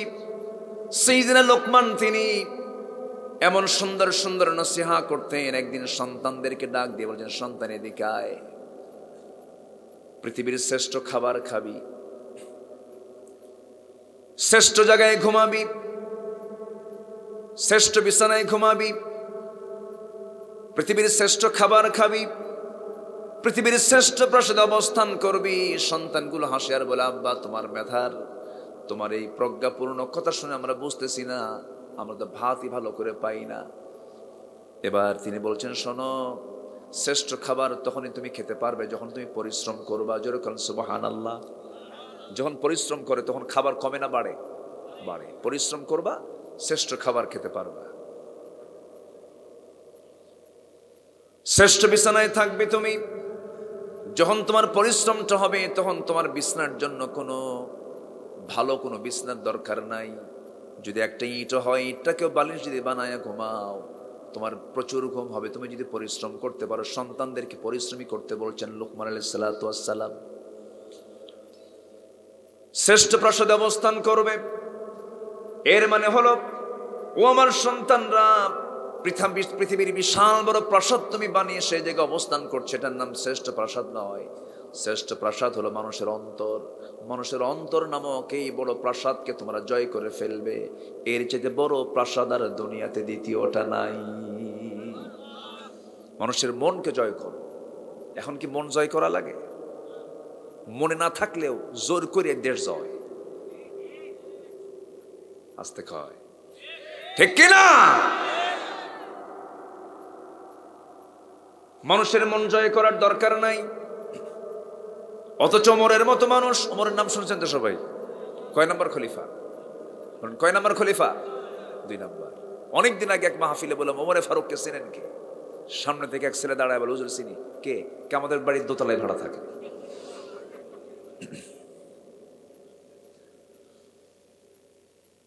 আমাদের বাড়ির দোতলায় ভাড়া থাকে। হ্যাঁ, ও ছোট, আমি তোকে বললাম, তুমি বেশ ভালো উত্তর দিছো, তুমি খুব চালাক। এরকম কিছু বাচ্চা কাচ্চা থাকে, কিন্তু দেখবেন বয়স 6 বছর কিন্তু বুদ্ধি 60 বছর। আছে না? এরকম আছে না? এই সাইয়েদনা ওমর প্রত্যেক রাতেই তিনি ঘুমাতেন না, জনগণ দেখতেন। বলেন, জানেন না? আপনারা জানেন না? ইতিহাস তো সবার জানা আছে। প্রত্যেক রাত্রি তিনি জনগণকে দেখতে যেতেন, প্রতিবেশীকে দেখতে যেতেন। কোন একটা ছোট্ট রাত, ঈশার নামাজ পড়েছেন, বউকে বলছেন, সামান্য কিছু খাবার দাও, আমি একটু বাইরে বের হয়ে যাচ্ছি। খাবার খেলেন, নামাজ পড়ালেন, বাড়ি থেকে বের হলেন। কোনো প্রটোকল লাগলো না। ছোট্ট একটা লাঠি নিয়ে তিনি চলাচল করতেন, একাকী চলতেন, কোনো প্রটোকল লাগতো না। তিনি একটা ভৃত্য, একটা চাকর এবং একটা উটকে সাথে নিয়ে তিনি লম্বা লম্বা সফরে বের হয়ে যেতেন। কিছুক্ষণ পর বলতেন, ভৃত্য তুই উটের লাগামটা ধর, আমি উপরে বসে। আবার বলতেন, আমি উটের লাগামটা ধরে, তুই উঠে বস, আমি তোকে ঠেলে নিয়ে যাই। জোরে বলেন সুবহানাল্লাহ। সাম্যতা। রাতের গভীর আধারে সাইয়েদনা ওমর ফারুক রাদিয়াল্লাহু তাআলা আনহু প্রথমেই শুনতে পেলেন ছোট্ট ছোট্ট বাচ্চাদের আওয়াজ, কান্নার আওয়াজ। সামনে গিয়ে দাঁড়ালেন আর বললেন, কোন পাষাণ মা সন্তানগুলোকে কাঁদায়? মহিলা বলছে, সন্তানগুলো কাঁদবে না কেমনে? তাদের কান্না কেমন করে বন্ধ করবো? আমি তো বিধবা, আমার বাড়িতে কোনো খাবার নাই। এক বস্তাটার, বিশাল বড় একটা বস্তা সাইয়েদনা ওমর ফারুক নিজের কাঁধে বহন করে নিয়ে প্রতিবেশীর ঘরে দিয়ে বললেন, আটার বস্তা যখন ফুরে যাবে আমাকে বলবে, আমি নিজে তোমার বাড়িতে আবার পৌঁছায় দেব। আবার আরেক বাড়ির সামনে গিয়ে দাঁড়ালেন, ভিতর থেকে চিৎকার করা একটা মহিলার কান্না শুনলেন। কেন কান্দে? বাচ্চা পেটে, ডেলিভারি হচ্ছে না, ধাত্রী নাই, নার্সের অভাব, গভীর রাত, কাকে বলবেন? সোজা তিনি বাড়িতে আসলেন, বউকে বললেন, বউ আমার বোরকা পড়ো। বোরকা পড়ায় নিলেন, ওই বাড়ির সামনে দাঁড়িয়ে বইয়ের হাতটা ধরে বলছেন, আল্লাহর কসম, আমরা কিন্তু শাসক নই, আমরা হলাম জনগণের খাদেম। সুবহানাল্লাহ বলবেন না? স্ত্রীকে বললেন, শোনো আমার স্ত্রী, এই ঘরের মধ্যে যে নারী সন্তান ডেলিভারি হতে নিয়ে কষ্ট পাচ্ছে, যদি হঠাৎ করে নার্সের অভাবে যদি মারা যায়, কিয়ামতের আদালতে, আল্লাহর আদালতে আমার আর তোমাকে আসামির কাঠ গড়ায় খুনির কাতারে দাঁড় হতে হবে। যাও তাড়াতাড়ি। বউকে নার্স বানালেন। সুবহানাল্লাহ বলবেন না? বউকে কি বানালেন? আর নিজে কুলি হলেন, আটার বস্তা নিজে পিঠে বহন করে জমা দিলেন। সামনের দিকে চলতে লাগলেন। চলতে চলতে হঠাৎ করে তিনি তার কানের ভিতরে গুনগুন গুনগুন করা কিছু আওয়াজ তিনি শুনতে পেলেন। কে যেন গান গাচ্ছে, মহিলার কণ্ঠ শোনা যায়। ডাকলেন, কে আওয়াজ করে? সমস্ত গান গাও, কোন আওয়াজ বন্ধ হয়ে গেছে। ছোট্ট একটা কুঠির ঘর, খেজুর পাতার বানানো বেড়ার ঘর। দরজায় নক করলেন, দরজা খুলল না। পিছন দিক থেকে আস্তে করে বেড়াটা টান মারলেন, কারণ তিনি তোর শাসক মানুষ, আসামি, তাকে ধরতেই হবে। খুললেন, তার কোনো দোষ নাই। ভিতরে ঢুকলেন, লক্ষ্য করে দেখেন একজন নারী, মাথায় কাপড় দেওয়া, সামনে প্রদীপ জ্বালানো। সাইয়েদনা ওমর ফারুক বললেন, দরজায় ডাক দিলাম বারবার, তুমি দরজা খুললে না, তুমি গুনগুন করে গান গাও কেন? বিরহের গান কেন গাচ্ছ? পুরুষকে পাওয়ার জন্য কেন গান গাচ্ছ? আল্লাহর কালাম কিনা, এটা মুসলিম জনপদ, তুমি বুঝো না? মহিলাও কম না, মহিলা চিনতে না পেরে বলছে, তুমি কি? আমি তো চিনি না তোমাকে, তবে আমি গান গেয়েছি, এটা আমার একটা অপরাধ, কিন্তু তুমি আমার ঘরের মধ্যে ঢুকে একটা নয়, দুইটা নয়, মোটামুটি 3 থেকে 4টা বড় বড় ভুল করে ফেলেছ। সাইয়েদনা ওমর ফারুক বলেন, কি কি ভুল করেছি বলো? নাম্বার 1, তুমি ঘরের মধ্যে ঢুকবে, কিন্তু তুমি কি অনুমতি পাইছো নাকি? না। তুমি কি আয়াত ভুলে গেছো নাকি? লা তাদখুলু বুয়ুতান গায়রা বুয়ুতিকুম, কারো বাড়িতে ঢুকতে যাবেন অনুমতি ছাড়া। ওয়া তুসাল্লিমু আলা আহলিহা, সালাম দিয়ে ভিতরে ঢুকবে, সালামও দিলেন না, অনুমতিও নিলেন না। নাম্বার 3, আপনি আমার ঘরের মধ্যে ঢুকবেন, ভালো কথা, আপনি একজন পরপুরুষ, আমি একজন পরনের, আমার বাড়িতে কোনো পুরুষ মানুষ নাই। একটু হলেও আমার পর্দার খেলাফ হয়ে গেল। এই যে বড় বড় ভুলগুলো আপনি করলেন, আরেকটা ভুল হলো, আমার সম্পদের ক্ষতি হয়ে গেল, আপনি আমার ঘরটা ভেঙে ফেললেন, বেড়াটা ভেঙে ফেললেন। এই 4টা ভুল যে আপনি করলেন, আমি আপনাকে ছাড়বো না। ওমর ফারুক বলছেন, তুমি কি করবা বলো? আগামীকালকে সকালবেলা যখন হবে, ওমরের আদালতে গিয়ে আমি তোমার বিরুদ্ধে মানহানির মামলা দায়ের করব। কার সামনে কয়? সাইয়েদনা ওমর ফারুক রাদিয়াল্লাহু তাআলা আনহু এবার বলছেন, মহিলা কেন মামলা দিবা, কেন মামলা দিবা না? আমি তোমাকে ছাড়বো না। ওমর ফারুকের মতো শাসকের সামনে গেলে পরে তোমার বিচার ঠিক হয়ে যাবে। ওমর ফারুক এবার বলছে, ও মহিলা শোনো, যে ওমরের কথা বলছে, আমার জানা মতে ওমর লোকটা তেমন ভালো না। নিজের কথা কি ভালো বলা যায়? আস্তে কয়, ভালো বলা যায়? যখন তিনি বলেছেন ওমর তো লোক আমার জানা মতে তেমন কোনো ভালো নয়, সঙ্গে সঙ্গে মহিলা খেপে গিয়ে বলছে, দোষ তো আরেকটা জমা হলো তোমার। এই জনপদে, এই দুনিয়াতে যদি কোন আল্লাহর নিকটতম বান্দা থাকে, এই পৃথিবীতে সবচেয়ে শ্রেষ্ঠ বান্দা হচ্ছেন যাকে আল্লাহ রাসূল বলেছেন, আমার পরে নবুয়তের দরজা খোলা থাকলে লাকানা ওমর, আমার ওমর নবী হয়ে যেত। আপনি কাকে কি বলেন? ওমরে ফারুক মাথা নিচু করে কান দেয়ার বলে, আল্লাহ, মহিলার দোয়াটা তুমি আল্লাহ কবুল করো। তারা মানুষের মন জয় করেছেন, মন হৃদয় জয় করেছেন। হৃদয় রাজ্যের রাজা হন, জোর করে রাজত্ব দখল করা ঠিক না।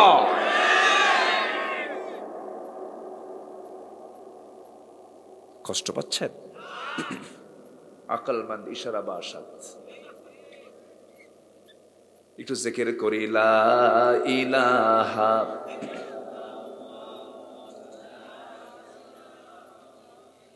আরো জোরে, লা ইলাহা, আরো জোরে, লা ইলাহা,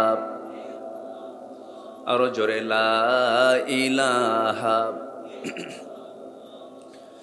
লা ইলাহা ইল্লাল্লাহু মুহাম্মাদুর রাসূলুল্লাহ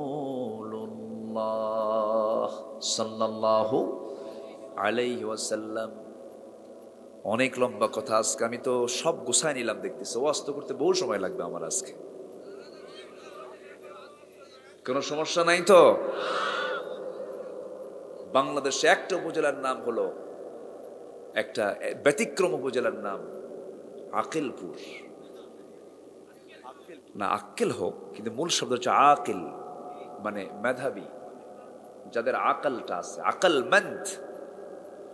আকিলুন, আরবিতে আকিলুন মানে হচ্ছে যার আকল আছে, জ্ঞান আছে, আক্কেল আছে। আর নাইজার ব্যাক্কেল, তার নাম কি? তাহলে এটা কি ব্যাক্কেলপুর না আক্কেলপুর? হ্যাঁ, কত সুন্দর নাম আপনাদের। আল্লাহ সবাইকে আকিল বানান, জোরে বলি আল্লাহুম্মা আমিন। আমরা জাহেল হব না, আমরা আকিল হব। আক্কেলপুরের কোনো ঘর জাহেল থাকবে না, সব আকিল হবে, জোরে বলি ইনশাআল্লাহ। আপনাদের এই শব্দটা আরবি শব্দ, কি ঠিক আছে না? তাহলে মানে কোরআনের তাফসিরের পাশাপাশি থানার তাফসিরও হলো, এটা উপজেলার নামের তাফসিরও হলো, ব্যাখ্যা হলো। কালো কয়জন? কয়জন বলছি? আরেকজন আছে না? কিন্তু তাদের কিন্তু কর্ম সব বলা হয়নি, অনেক কথা বাদ আছে। এদিকে ওমর ফারুকের দোষ ধরছে মোট কয়টা? মোট কয়টা বলেন? 5টা। সবাই একটু মাথায় রাখেন, এইদিকে আল্লাহ রাব্বুল আলামিন বলছেন, বান্দা আমি তোকে জান্নাত দিয়ে দেব, কিন্তু সার্টিফিকেট নিতে হবে কার দফতর থেকে? বলেন কয়টা কাজ করলে? কয়টা কাজ করলে বলেন? 2টা কাজ।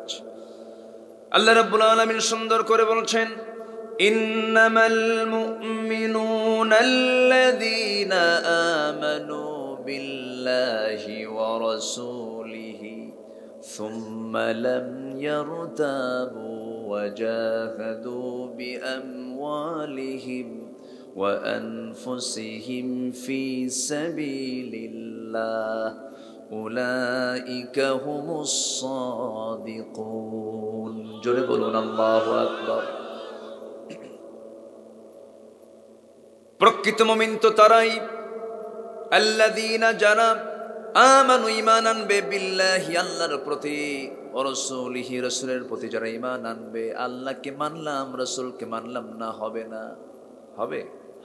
ইহুদিরাও কিন্তু আল্লাহকে মানে, মানে না? মানে। 2-1 করে ওঠে কেন? কি সমস্যা? মুরব্বি আবার আসবেন? মাশাআল্লাহ, জি আলহামদুলিল্লাহ। আমি সব জায়গায় যাই, গোটা দেশের প্রায় প্রত্যেকটা জেলাতে আমার যাওয়া আছে, যাই। এমন কোন অঞ্চল নেই যেখানে আমার যাওয়া হয়নি। আমার মনে হয় প্রায় 25 বছর তো আমি এই এলাকায় যখন আসি, এই এলাকার শ্রোতাদের একটা বৈশিষ্ট্য হলো, তারা যখন বসে যাওয়ার কথা ভুলে যায়। কোরআনের মাহফিলে বসলে যাওয়ার কথা ভুলে যায়, এরকম একটা আমি এরকম একটা ফিল করি। এটা খুব ভালো দিক। বলি আলহামদুলিল্লাহ, জোরে বলি আলহামদুলিল্লাহ। মাহফিলে বসে যদি আপনি মজা না পান, কোরআনের মাহফিলে বিশেষ করে বসে যদি মজা না পান, তাহলে ভাবতে হবে শয়তান এখানে কাজ করতেছে। কথা বোঝেন না? নামাজে ইমামের পিছনে দাঁড়িয়ে যদি মনে হয় নামাজটা কখন শেষ হবে, ভাবতে হবে ইবলিস চুলকাচ্ছে। কি কথা বোঝেন নাই? এটা খোঁচা মারতেছে। মনে হয় ইবলিস মনে হয় আক্কেলপুরে আসে না। আসে? এরকম কি মনে হয়? আসে তো, আসে তো, আসে আসে। শয়তান যে আসে না তা না, শয়তান জান্নাতেও গেছে, যায় নাই? জান্নাতে কে ছিলেন? আমাদের আব্বা ছিলেন না?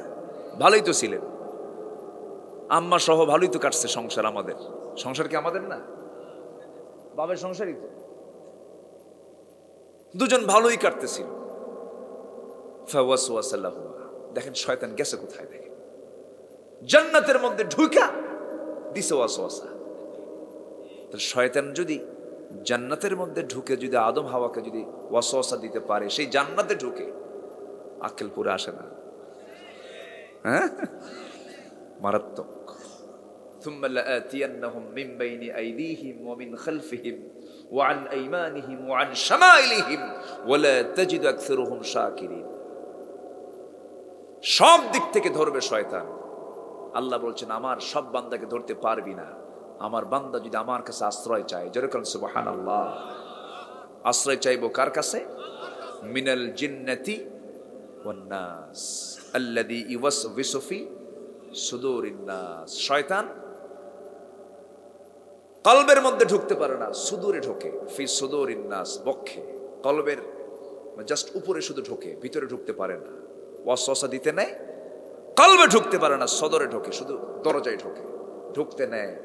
যখন বলে ফেলে মিনাল জিন্নাতি ওয়ান নাস, হেফাজত করেন কে? কে হেফাজত করেন? আল্লাহ করেন। আমার বন্ধুগণ, মূল আয়াতের দিকে চলে আসি। এক নাম্বার হলো, বড় পুঁজি হলো ঈমান। আল্লাহকে মানলাম, রাসূলকে মানলাম না, তা হবে না। ইহুদিরা কিন্তু আল্লাহকে মানে কিন্তু রাসূলকে মানে না, রাসূলকে মানে কিন্তু পেঁচ লাগায়া মানে।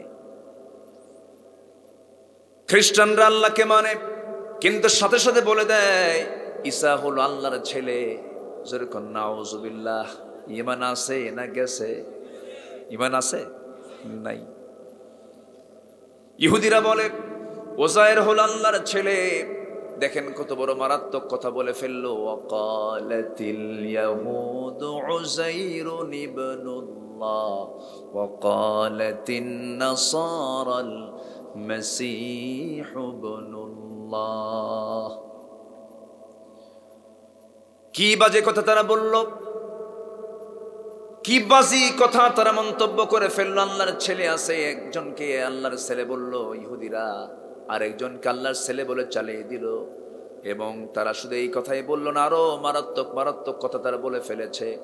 আল্লাহ বলছেন, ও মুসলমানরা, তোমরা ইহুদি খ্রিস্টানদেরকে তোমরা কখনো বন্ধু বানাতে পারবে না, কারণ তাদের ঈমান নাই।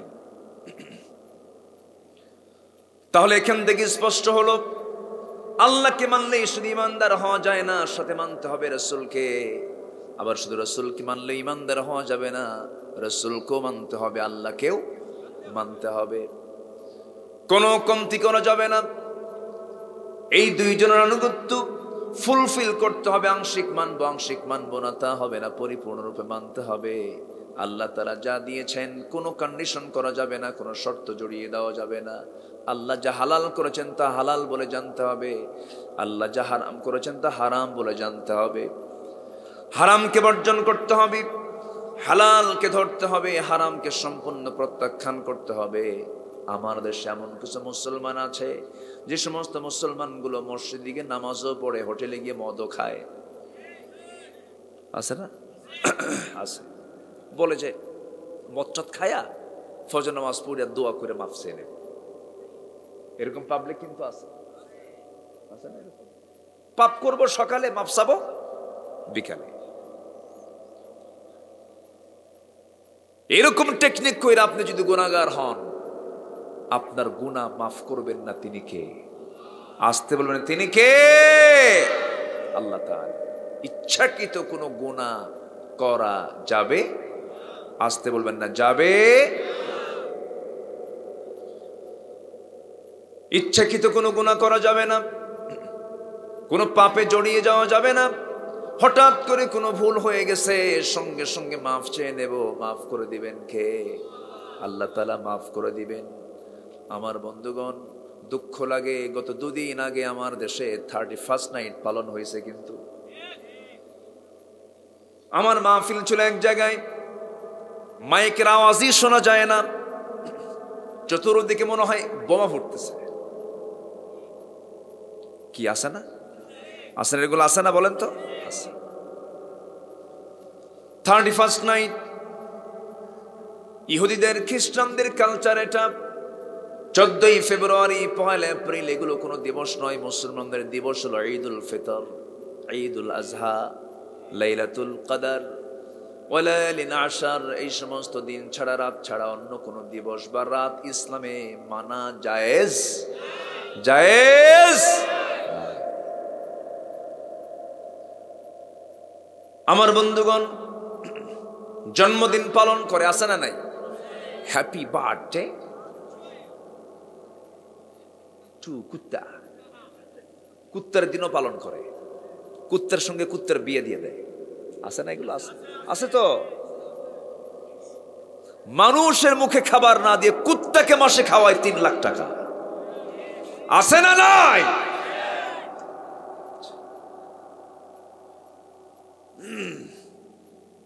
কোথায় যাবেন আপনি? এগুলো সব ইহুদি কালচার। ইহুদিদের কোন চরিত্র মুসলমান কখনো লালন করতে পারে না। আমার বন্ধুগণ, একজন সাহাবী, তিনি ইহুদি ছিলেন। আগে কি ছিলেন? ইহুদি ছিলেন, আব্দুল্লাহ ইবনে সালাম রাদিয়াল্লাহু তাআলা আনহু। শুধু ইহুদি ছিলেন না, ইহুদি পণ্ডিত ছিলেন। দিন গ্রহণ করার পরেও তিনি 2টা সিস্টেম বলতে পারেন নাই। উটের গোশত খেতেন না, উটের গোশত খেতেন না। নাম্বার 2 হলো, আরেকটা, তিনি শনিবারের ছুটিটা তিনি পালন করতেন।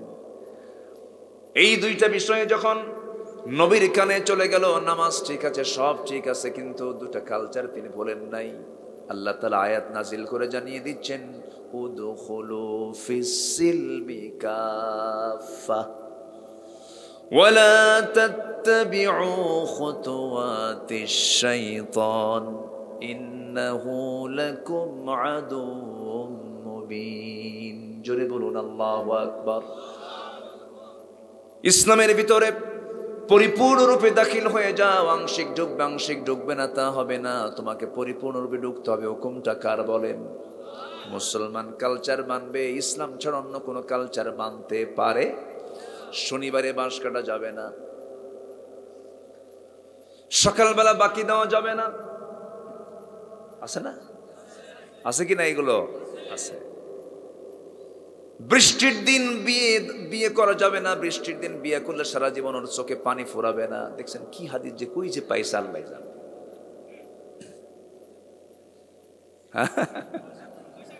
ওই তো দেখছেন, দেখছেন, দেখেন। ইমানদার এমন এগুলো বিশ্বাস করবে না। দেখবেন প্রত্যেকটা শিশু বাচ্চার, ম্যাক্সিমাম বাচ্চার ডান কপালের ডান পাশে অথবা বাম পাশে কালো চিহ্ন দিয়ে দেয়, দেয় না? এটা কি দেয়, কিসের জন্য দেয়? এই তো বদনজর থেকে বাঁচার জন্য কালো টিপ দিয়ে দেয়, যেন বদনজর না লাগে। কিন্তু আমার বন্ধুগণ, বলুন তো, এটা বুখারী শরীফের না তিরমিজি শরীফের হাদিস? কোন শরীফ আছে এর? নাই শরীফ। হয়তো আপনার কপালেও দিয়েছেন আপনার মা, কি ঠিক আছে না? হয়তো আপনার কপালেও দিয়েছেন, আপনি জানেন না। কিন্তু আপনি আপনার আম্মাকে গিয়ে আজকে বলবেন না, মা তুমি কি ছোটবেলা আমার কপালে টিপ দিছো না? ঘেঁ দিয়েছিলাম। কেন? বদনজর থেকে বাঁচার জন্য। তুমি এটা পাইছো কই? তোর নানি কইছে। কে কইছে? নানিকে গিয়ে ধরবেন, নানি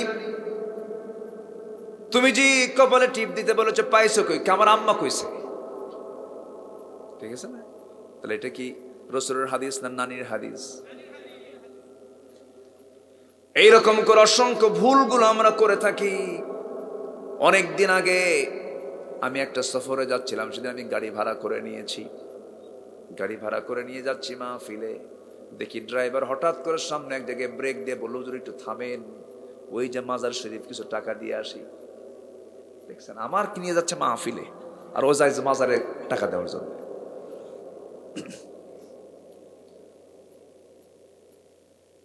আমার বন্ধুগণ, টাকার দরকার জীবিত মানুষের না মরা মানুষের? ও দিতে যাচ্ছে কার কাছে? মরা মানুষের কাছে। টাকা তো মরা মানুষের প্রয়োজন নাই, টাকা হলো জীবিত মানুষের প্রয়োজন। দেন, আপনি জান্নাতে যাবেন।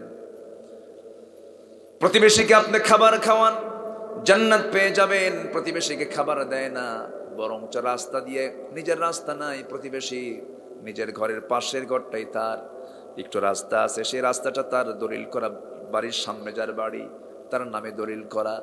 যখন সে যায়, রাস্তা দিয়ে হেঁটে যায়, অন্যের জায়গা দিয়ে যায়, প্রতিবেশী যায়, হঠাৎ করে গন্ডগোল, ঠিক রাস্তার মাঝখানে খোঁটা আছে না? এরকম আছে না?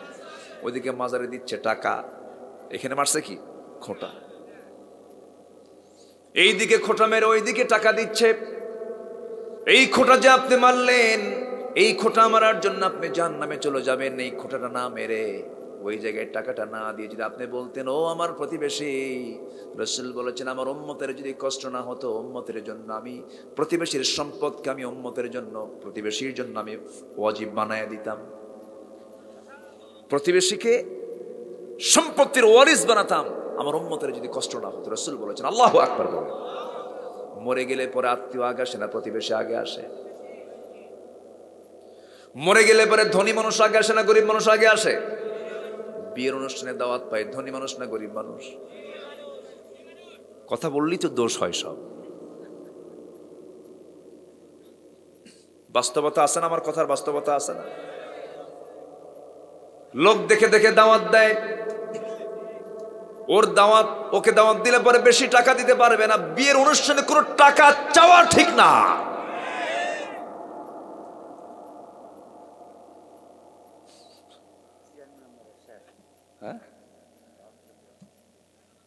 চেয়ারম্যান শেষ না,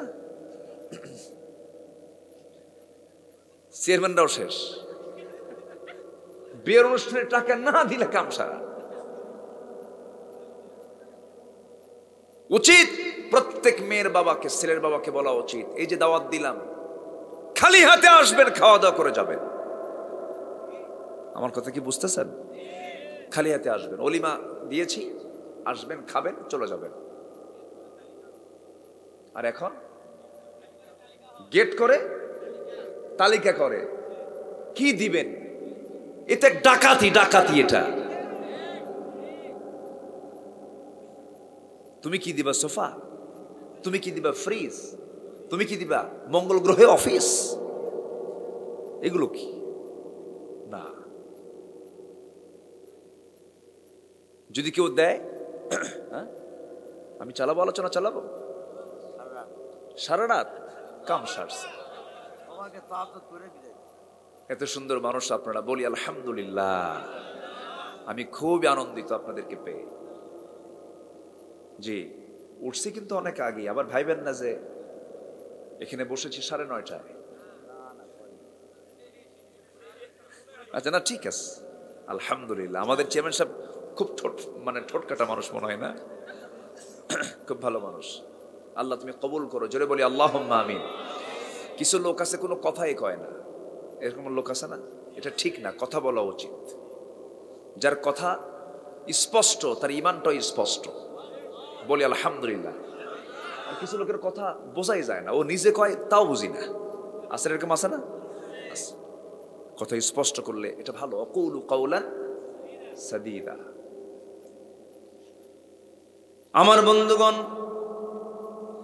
তাহলে ইমান শুধু নামাজ নয়, ইমান শুধু রমজান মাসে রোজা নয়, ইমানটা কিন্তু প্রতিবেশীর সঙ্গে জড়িত আছে।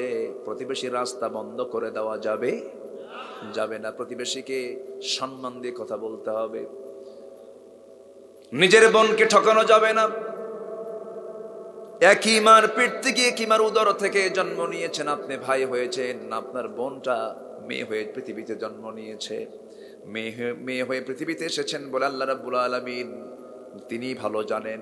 মেয়েকে দিয়েছেন 2 বিঘা, ছেলেকে দিয়েছেন 4 বিঘা। কে করে দিয়েছেন? আল্লাহ করে দিয়েছেন। এর মানে মেয়ে যে কম পেল তা নয়। মেয়েদের আয় আছে কিন্তু ব্যয় নাই, কিন্তু পুরুষের আয়ও আছে, ব্যয়ও আছে। মেয়েদের আয় আছে, ব্যয় নাই। কারণ মেয়ের সকল দায়িত্ব পালন করবে বাবা, না হলে স্বামী, না হলে ভাই, না হলে ছেলে। আল্লাহ সব জেনে বুঝে আইনটা নির্ধারণ করেছেন, হিসাবটা ক্লিয়ার করে দিয়েছেন। কিন্তু কিছু কিছু ভাইরা আছে বোনদেরকে ঠকায়। এমন ভাই মনে হয় আক্কেলপুরের নাই। আমি কিন্তু জায়গায় হাত দিচ্ছি আজকে একদম। হুজুর কি মাহফিল আসলাম, এই জমি যদি বের হয়ে যায় তাহলে তো কাম সারা। এই মাহফিলে আসলাম কেন?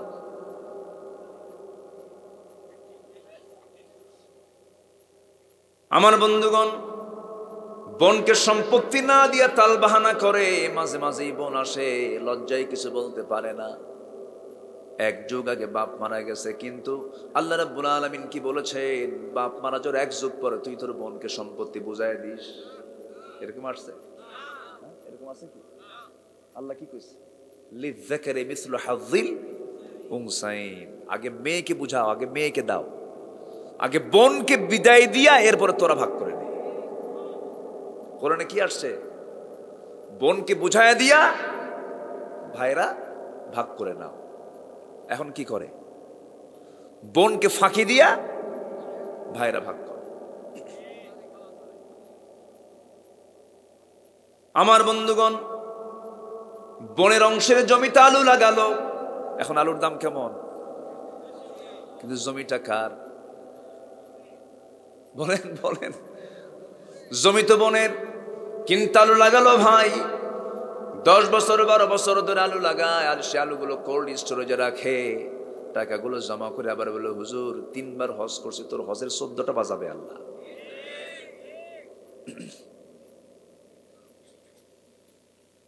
আমার বন্ধুগণ, 14 বার হজ করলেও কোনো কাজ হবে না। বোনকে আলুর দাম দিতে হবে, বোনকে জমির ন্যায্য পাওনা দিতে হবে, জমি তার হাতে হস্তান্তর করে দিতে হবে। বাপের 3টা ভাই, একটা গামছা বাবা ঘাড়ে রেখে গেছে, ঘাড়ে একটা গামছা থুইয়া মারা গেছে। 3টা ভাই বাবার 3 টুকরা করে 3 ভাইকে বুঝাইয়া দিতে হবে। এটা ইসলাম, এটা ঈমান। এটা কি বলেন? ঈমান। ওঠে কারা? যারা বোনকে দেয় না তারা নাকি? বসেন, বেশি রাত তো হয়নি এখনো, বসেন না, একটু সময় বসেন।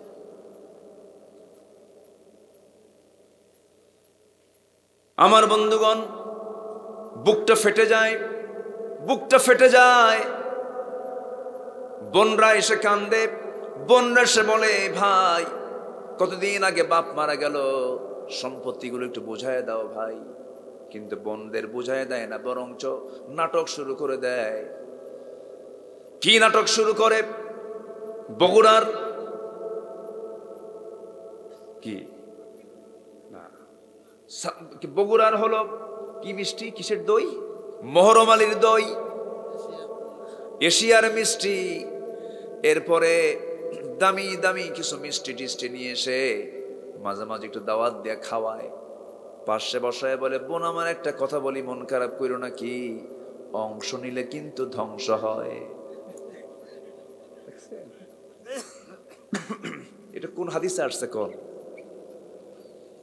এটা কি শয়তান থেকে বর্ণিত না? কিসের থেকে বর্ণিত? একটু গরম পানি দিতে হবে আমাকে, একটু গরম পানি এটাকে ভরায় দেয় না, গরম পানি নিয়ে আসে। আমার বন্ধুগণ, তাহলে অংশ নিলে ধ্বংস হয় এমন জাতীয় কথা কি ঈমানের না জাহালাতের?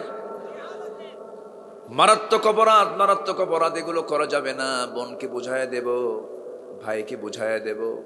এতিমের মাল মেরে খাওয়া চাচা তো আক্কেল পুরে নাই। আসতে বলবেন না, আছে না নাই?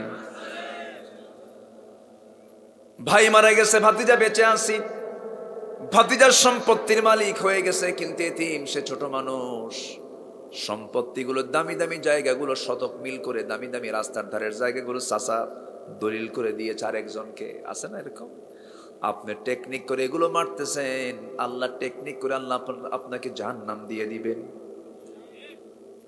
আপনি কৌশল করবেন, আল্লাহ কৌশল করবেন। এমনটা মানুষকে ঠকানো যাবে না, এমন ঠকানো কাজ যারা করবে, আল্লাহ বলছেন বান্দারে হকুল ইবাদ যে তুই ধ্বংস করলি, বান্দার হক তুই যদি নষ্ট করিস, আমি তোকে জাহান্নামে উপর করে ফেলে দেব, আমি তোকে জান্নাত দেব না। তাহলে বোঝা গেল ঈমান যে আমরা এনেছি, সেই ঈমান আনার সঙ্গে সঙ্গে কোনো বান্দার হক নষ্ট করা যাবে না, পিতামাতার হক নষ্ট করা যাবে না। এমনও সন্তান আছে নিজের বাপকে থাপড়ায়, আছে না? বাপকে থাপ্পড় মারে বুড়া মানুষ। রুরাল একদম তৃণমূল পর্যায়ে চেয়ারম্যান সামরা বাস্তব সাক্ষী, অনেক কিছুই তারা দেখেন। সেদিন আপনাদের বগুড়ায় সারিয়ে কান্দে একটা মাহফিল ছিল, পাশে আমার চেয়ারম্যান বসা। চেয়ারম্যান মহোদয় হঠাৎ করে তিনি আমাকে বলছেন, হুজুর কিছুক্ষণ আগে একটা সংবাদ আসলো, কি নিজের সন্তান নিজের মাকে মাটিতে ফেলে দিয়া বটি দিয়ে জব করেছে। চিন্তা করেন কেন? পরে শোনা গেল সম্পত্তির লোভ। মার নামে কিছু জমি আছে, সেই জমিগুলো সন্তান বারবার চাই, দেয় না, মাকে তো সে খুন করে ফেলেছে। আমার বন্ধুগণ, এই যে অসামাজিক কাজগুলো, এই সমস্ত দৃশ্যগুলো আজকে আমরা দেখতে পাচ্ছি। এই দেখার অন্যতম কারণ হলো জাতি মুসলমান আজকে কোরআন থেকে কাছে না দূরে? দূরে। আমরা কোরআনটা ভালো করে পড়বো, জোরে বলি ইনশাআল্লাহ, আরো জোরে বলি ইনশাআল্লাহ। আমার বন্ধুগণ, তাহলে ইমানটাকে টিকে রাখতে হবে, এটা হচ্ছে সবচেয়ে বড় চ্যালেঞ্জ। ইমান পরিপন্থী কোনো কাজ করা যাবে না, ইমান গর্হিত কোনো কাজ করা যাবে না। ইমানটাকে টিকে রাখতে হবে যেমন করে সাহাবায়ে কেরাম টিকে রেখেছিলেন। বিশ্বাসের ক্ষেত্রে কোনো ফাটলতা আনা যাবে না, বিশ্বাসে কোনো গ্যাপ রাখা যাবে না। আল্লাহকে মানবো, আমরা রাসূলকে মানবো, আমরা জীবনের এক জায়গায় না সব জায়গায়, বলেন সব জায়গায়। আল্লাহ রাব্বুল আলামিন এরপরে বলছেন নাম্বার 2 কাজ হলো, আল্লাহ রাব্বুল আলামিন বলছেন ওয়াজাহাদু বিআমওয়ালিহিম ওয়া আনফুসিহিম ফি সাবিলিল্লাহ উলাইকা হুমুস সাদিকুন। জোরে বলুন আল্লাহু আকবার। নাম্বার 2 হলো, যারা আল্লাহর পথে জিহাদ করবে, আল্লাহর পথে যারা সংগ্রাম করবে। জিহাদ শব্দটা কে দিয়েছেন বলেন? আসতে বলবেন না, কে দিয়েছেন বলেন? জিহাদ আর জঙ্গিবাদের সঙ্গে কোনো সম্পর্ক আছে নাকি? জিহাদ এক জিনিস, জঙ্গিবাদ আরেক জিনিস। আসেন দোয়া করি নাকি? তে এইগুলো নড়াচড়া করে কেন? ও এখন তো প্রচন্ড শীত। হ্যাঁ, প্রচন্ড শীতের কারণে কোথাও তো আর বের হওয়ার জায়গা নাই। লাইন তো একটাই, নিম্নচাপ। জি, 9টায় উঠতে চেয়েছিলাম আমি, 9টায়, কিন্তু একটু দেরি করে ফেলেছেন আপনারা। বেশি আগে উঠলে আলোচনার পরিবেশ ঠিক থাকে। আলহামদুলিল্লাহ বলেন, একটু জিকির করি লা ইলাহা।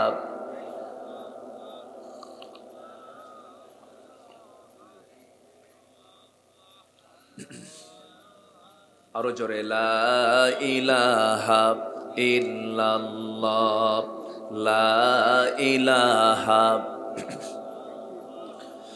লা ইলাহা ইল্লাল্লাহ মুহাম্মাদুর রাসূলুল্লাহ সাল্লাল্লাহু আলাইহি ওয়াসাল্লাম। এই 2টা কাজ গুরুত্বপূর্ণ কাজ। একটা হলো ঈমান, আর একটা হলো জিহাদ। ঈমান আছে, জিহাদের কাজটা আল্লাহ রাব্বুল আলামিন কবুল করবেন। জিহাদ আছে, ঈমান নাই, আল্লাহ কবুল করবেন না। ঈমানও থাকতে হবে, জিহাদও থাকতে হবে। আমার বন্ধুগণ, জিহাদ শব্দটার সঙ্গে আমার নবীজির গোটা জীবনটা জড়িত। মক্কার মাটিতে আমার রাসূল দাওয়াত দিয়েছেন 13 বছর, মার খেয়েছেন 13 বছর। আর মদিনার জিন্দেগির 10টা বছর কেটেছে তার জিহাদের প্রান্তরে। 13 বছর মার খেয়েছেন মক্কায়, আর মদিনায় 10 বছর মার খেয়েছেন না মার দিয়েছেন? আস্তে কয়, মার খেয়েছেন না মার দিয়েছেন? মার দিয়েছেন। তাহলে মায়ের খাওয়াও সুন্নত, মায়ের দেওয়াও সুন্নত। আমার বন্ধুগণ,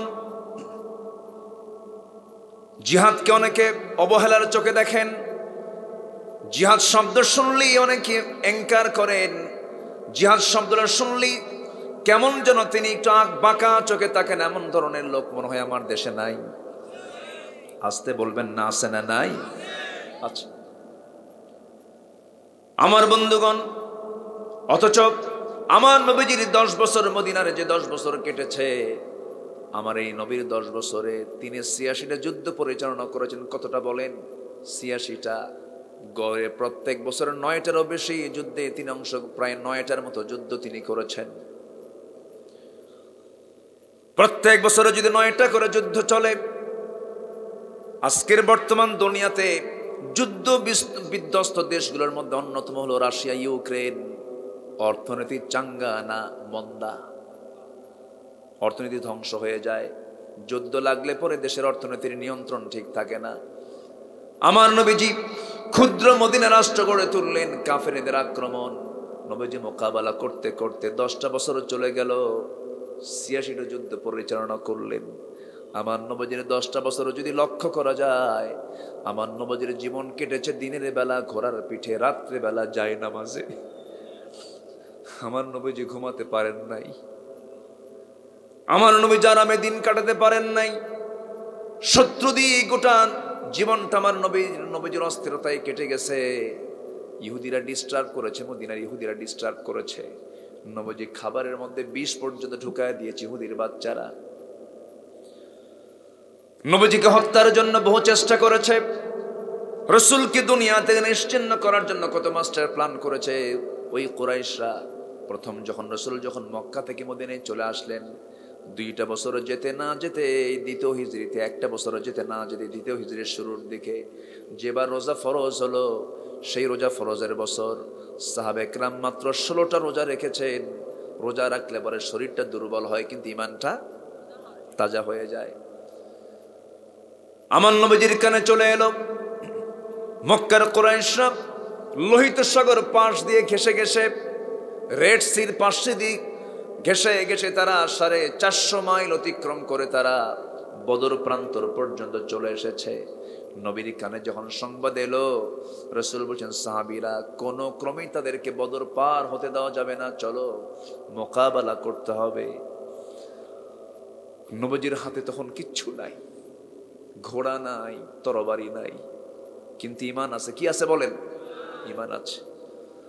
আমার নবীজি বললেন সাহাবীরা কি কি আছে আমার সঙ্গে, তোমরা যুদ্ধে অংশগ্রহণ করবে বলো। হুজুর আমরা সবাই প্রস্তুত আছি।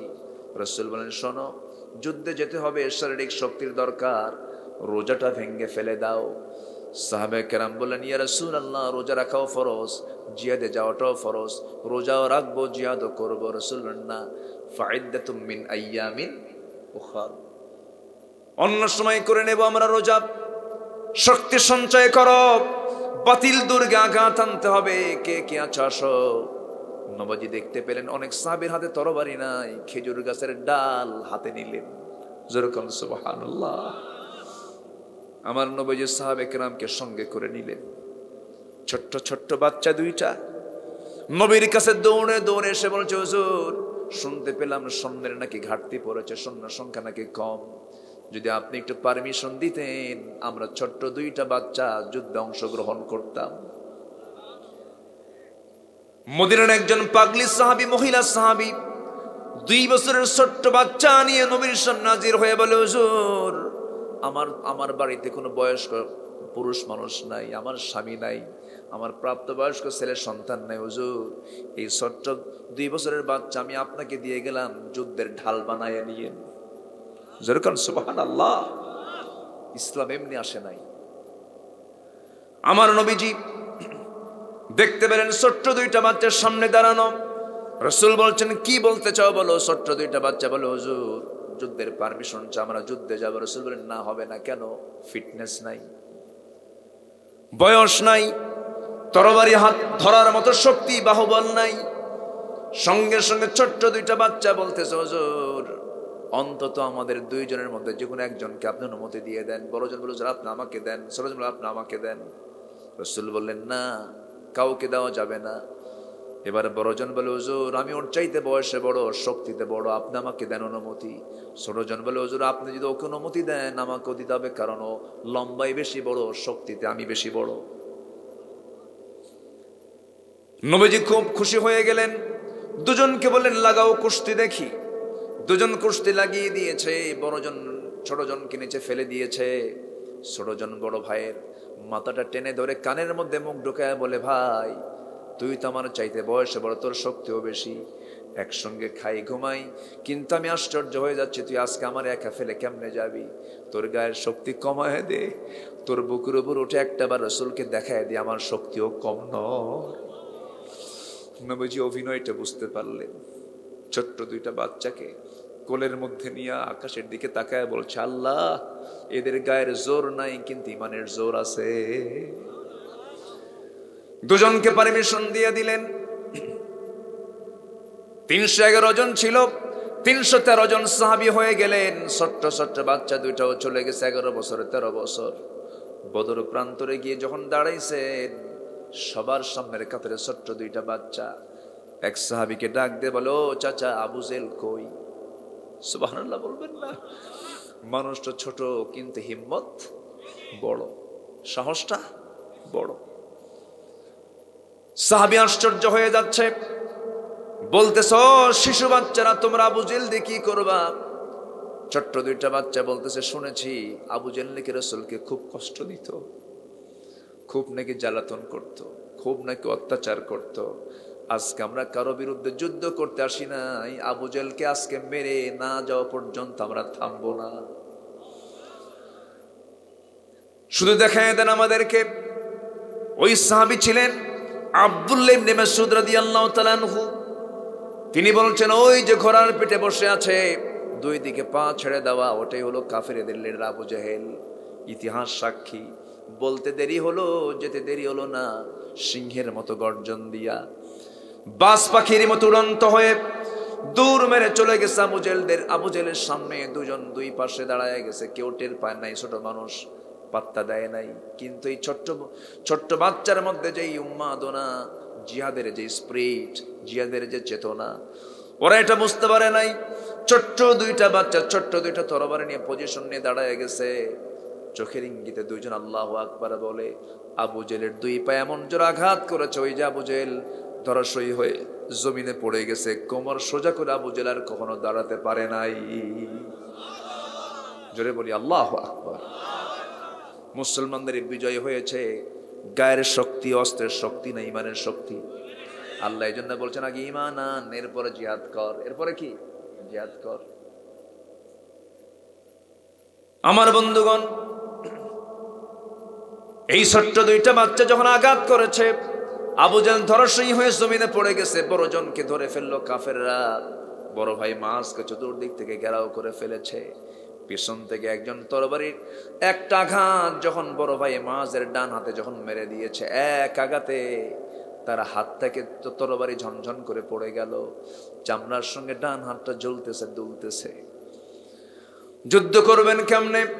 দৌড় মেরে চলে গেলেন তরবারির কাছে। চট করে বাম হাতে তুলে নিয়ে যুদ্ধ চালাতে লাগলেন। বাম হাতে তরবারি চালাতে গিয়া চামড়ার সঙ্গে জ্বলে থাকে হাতটা এসে বাম হাতে ধাক্কা খায়, ডিস্টার্ব হয় মনে করে ডান হাত জ্বলন্ত হাতটা বাম পায়ে তুলে রেখে এত জোরে টান মারলেন, হাতটা ছিটকে পড়ে গেছে। বাম হাতে যুদ্ধ করতে করতে বাম হাতও কেটে ফেলে দিয়েছে। দুটা হাত নাই, তরবারি পড়ে আছে, সামনে টিমের মতো সামনে দাঁড়ানো। একজন কাফের এসে মাথা বরাবর, মস্তক বরাবর মেরে দিয়েছে, মস্তকটা ছিটকে পড়ে গেছে। মাস দুনিয়া থেকে বিদায় হয়ে গোটা দুনিয়ার সমস্ত মুসলমানদেরকে জানান দিচ্ছেন, ও দুনিয়ার মুসলমানেরা, আল্লাহর জমিনে দিন কায়েমের জন্য জিহাদ করে জীবনটা আল্লাহর পথে এমন করে অকাতরে বিলীন করে দিতে হয়। জোরে বলুন সুবহানাল্লাহ, আরো জোরে বলুন সুবহানাল্লাহ। ওই বদর যুদ্ধে উবাইদ ইবনুল জাররাহ রাদিয়াল্লাহু তাআলা আনহু যুদ্ধের ময়দানে নিজের বাপকে দেখতে পেলেন। বাপকে দেখে তরবারি গুটায়া বাবার সামনে থেকে ফিরে আসলেন। চোখে তার পানি চলে আসলো। হারে বাবার কোলে মানুষ হয়েছি, দয়া মায়া কাজ করলো।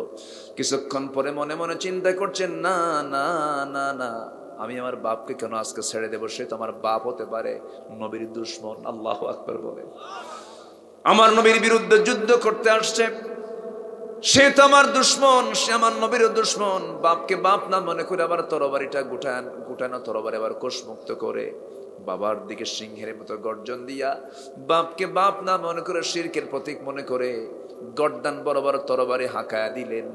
গর্দানটা ছিটকে পড়ে গেল। সাহাবে কেরাম আল্লাহু আকবার বললেন। উবাইদার মন খারাপ। নবীজি বলছেন, সাহাবীরা, বদর যুদ্ধে মুসলমানদের বিজয় হয়েছে, উবাইদার চোখে পানি কেন? কি হয়েছে হুজুর? উবাইদার বাপ বদরে মারা গেছে। কে মেরেছে? তার বাপকে। কে মেরেছে বলো? হুজুর আমরা কেউ মারি না, উবাইদা নিজেই তার বাপকে দুনিয়া থেকে বিদায় করে দিয়েছে। আমার নবীজি দুটো হাত সামনের দিকে আগায় নিয়ে বলছেন, উবাইদা এই দিকে আয়, এই দিকে আয়। বুকের সঙ্গে বুক লাগায় দিয়ে বলছে, উবাইদা রে, আল্লাহর জান্নাত তোর জন্য ওয়াজিব হয়ে গেছে। জোরে বলুন সুবহানাল্লাহ। আমার ভাইয়েরা, দিন কায়েমের জন্য আমার নবীজির দেহ থেকে রক্ত ঝরাতে হয়েছে। সবচেয়ে বেশি রক্ত ঝরিয়েছেন যেই ময়দান, সেই ময়দানটা হলো উহুদের ময়দান। আমি যতবার মক্কায় যাই, যতবার মদিনায় যাই, মদিনায় গেলে পরেই আমার মন এক নম্বর হলো রাসূলের কবর, আর নাম্বার সেকেন্ড হলো আমার মন চলে যায় উহুদের দিকে। আমি উহুদে যাব, একটু উহুদে চলে যাই। ৭০ জন মুজাহিদ, ৭০ জন শুহাদায়ে উহুদ সেখানে শুয়ে আছেন। সাইয়্যিদুশ শুহাদা আমির হামজাও সেখানে শুয়ে আছেন। আল্লাহু আকবার। আমার নবীজি মাঝে মাঝে যেতেন আর বলতেন, সাহাবীরা, উহুদ পাহাড়ে, যে 12 মাইল লম্বা উহুদ পাহাড়, এই উহুদ পাহাড়কে আমি রাসূল খুব ভালোবাসি।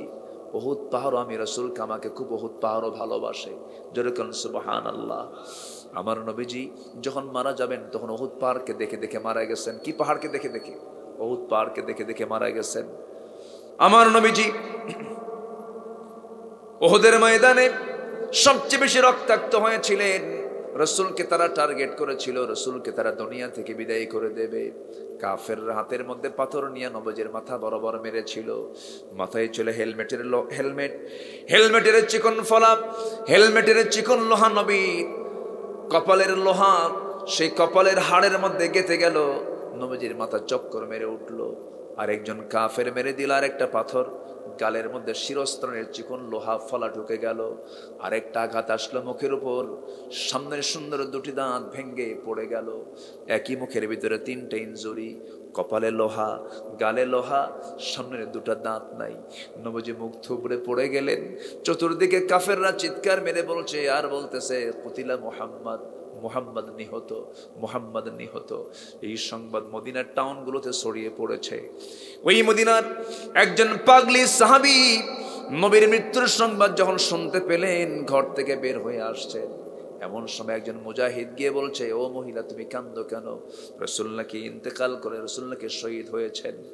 এই কথা শোনার সঙ্গে সঙ্গে বলতেছে, শোনো রে, রাসূলের আগে তোমাকে এটা সংবাদ দিই কি, তোমার নিজের আপন বড় ভাই দুনিয়া থেকে এই যুদ্ধে মারা গেছে, শহীদ হয়ে গেছে।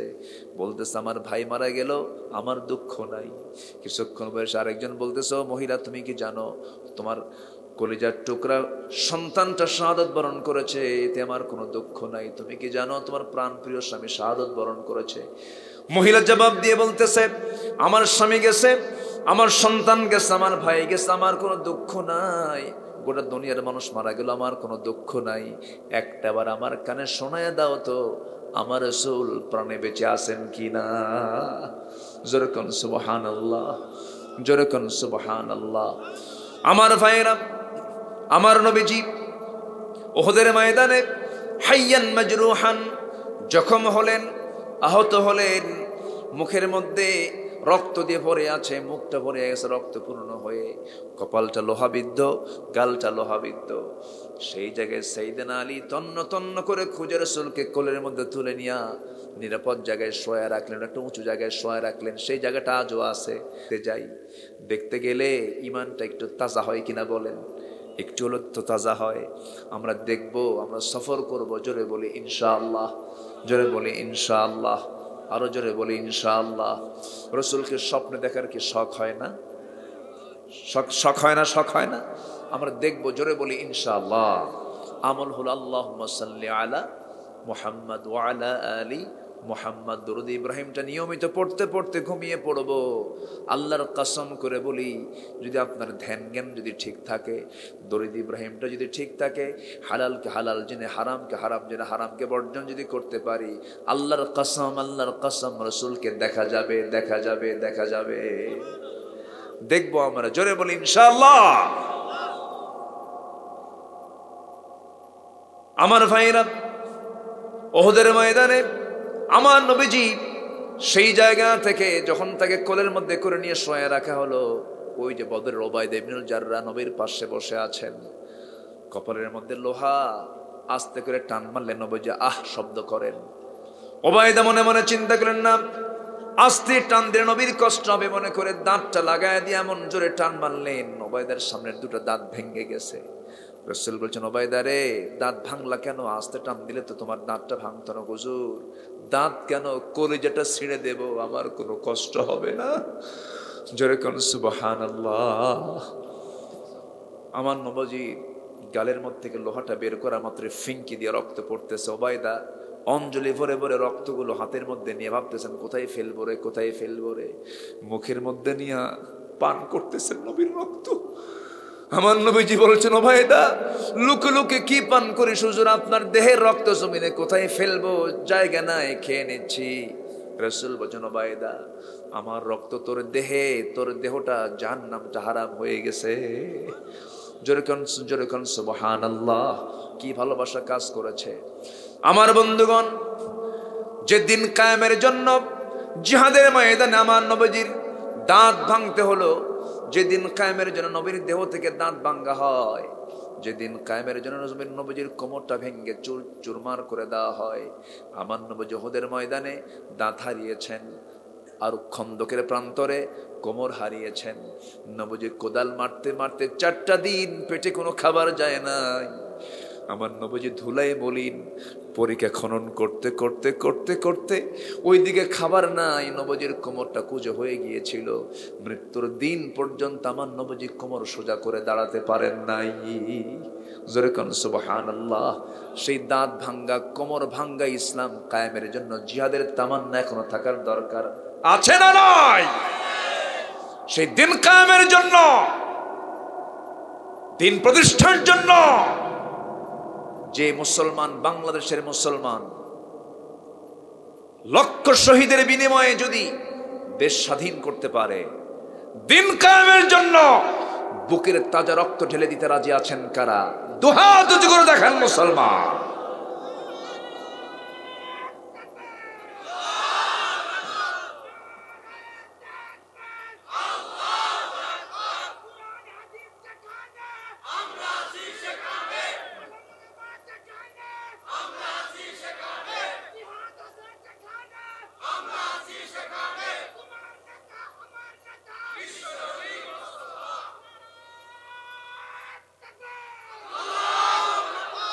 আল্লাহ কবুল করুন, জোরে বলি আমিন। নারায়ে তাকবীর। নারায়ে তাকবীর মানে কি জানেন? বুলন্দ করা। এটা বলতে কোনো সমস্যা নাই। অনেকে আবার বলে এটা নাকি ভুল না, এটা লিল্লাহে তাকবীর অনেকে বলে, কিন্তু আমার দেশের ঐতিহ্য হলো যেটা আমরা বলে আসি সেটা হলো নারায়ে তাকবীর। কি বলেন? তাকবীর কি বুলন্দ করো, নারায়ে তাকবীর। নারায়ে তাকবীর কি? আমাদের তাকবীর কি বলেন? আল্লাহু আকবার। বলেন বলেন বলেন কি? আরো জোরে, আরো জোরে, আরো জোরে। জন্মের পরপরই কোন আওয়াজ আমার কানে এসেছে?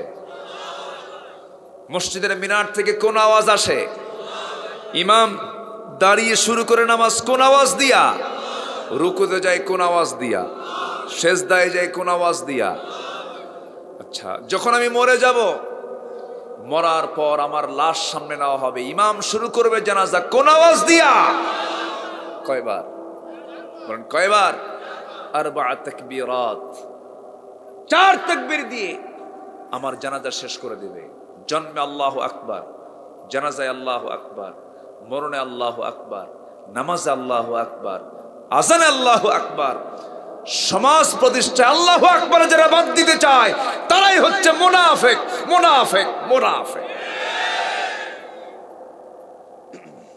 মন চাচ্ছে আরো কথা বলি।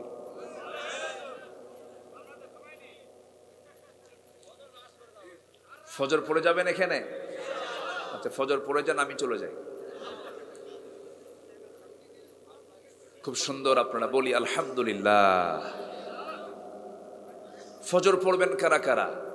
ফজর মিস হবে না কার কার? একটু হাত তুলে দেখান। আসল কাজে আসি একটু। রেজাল্ট কি হলো?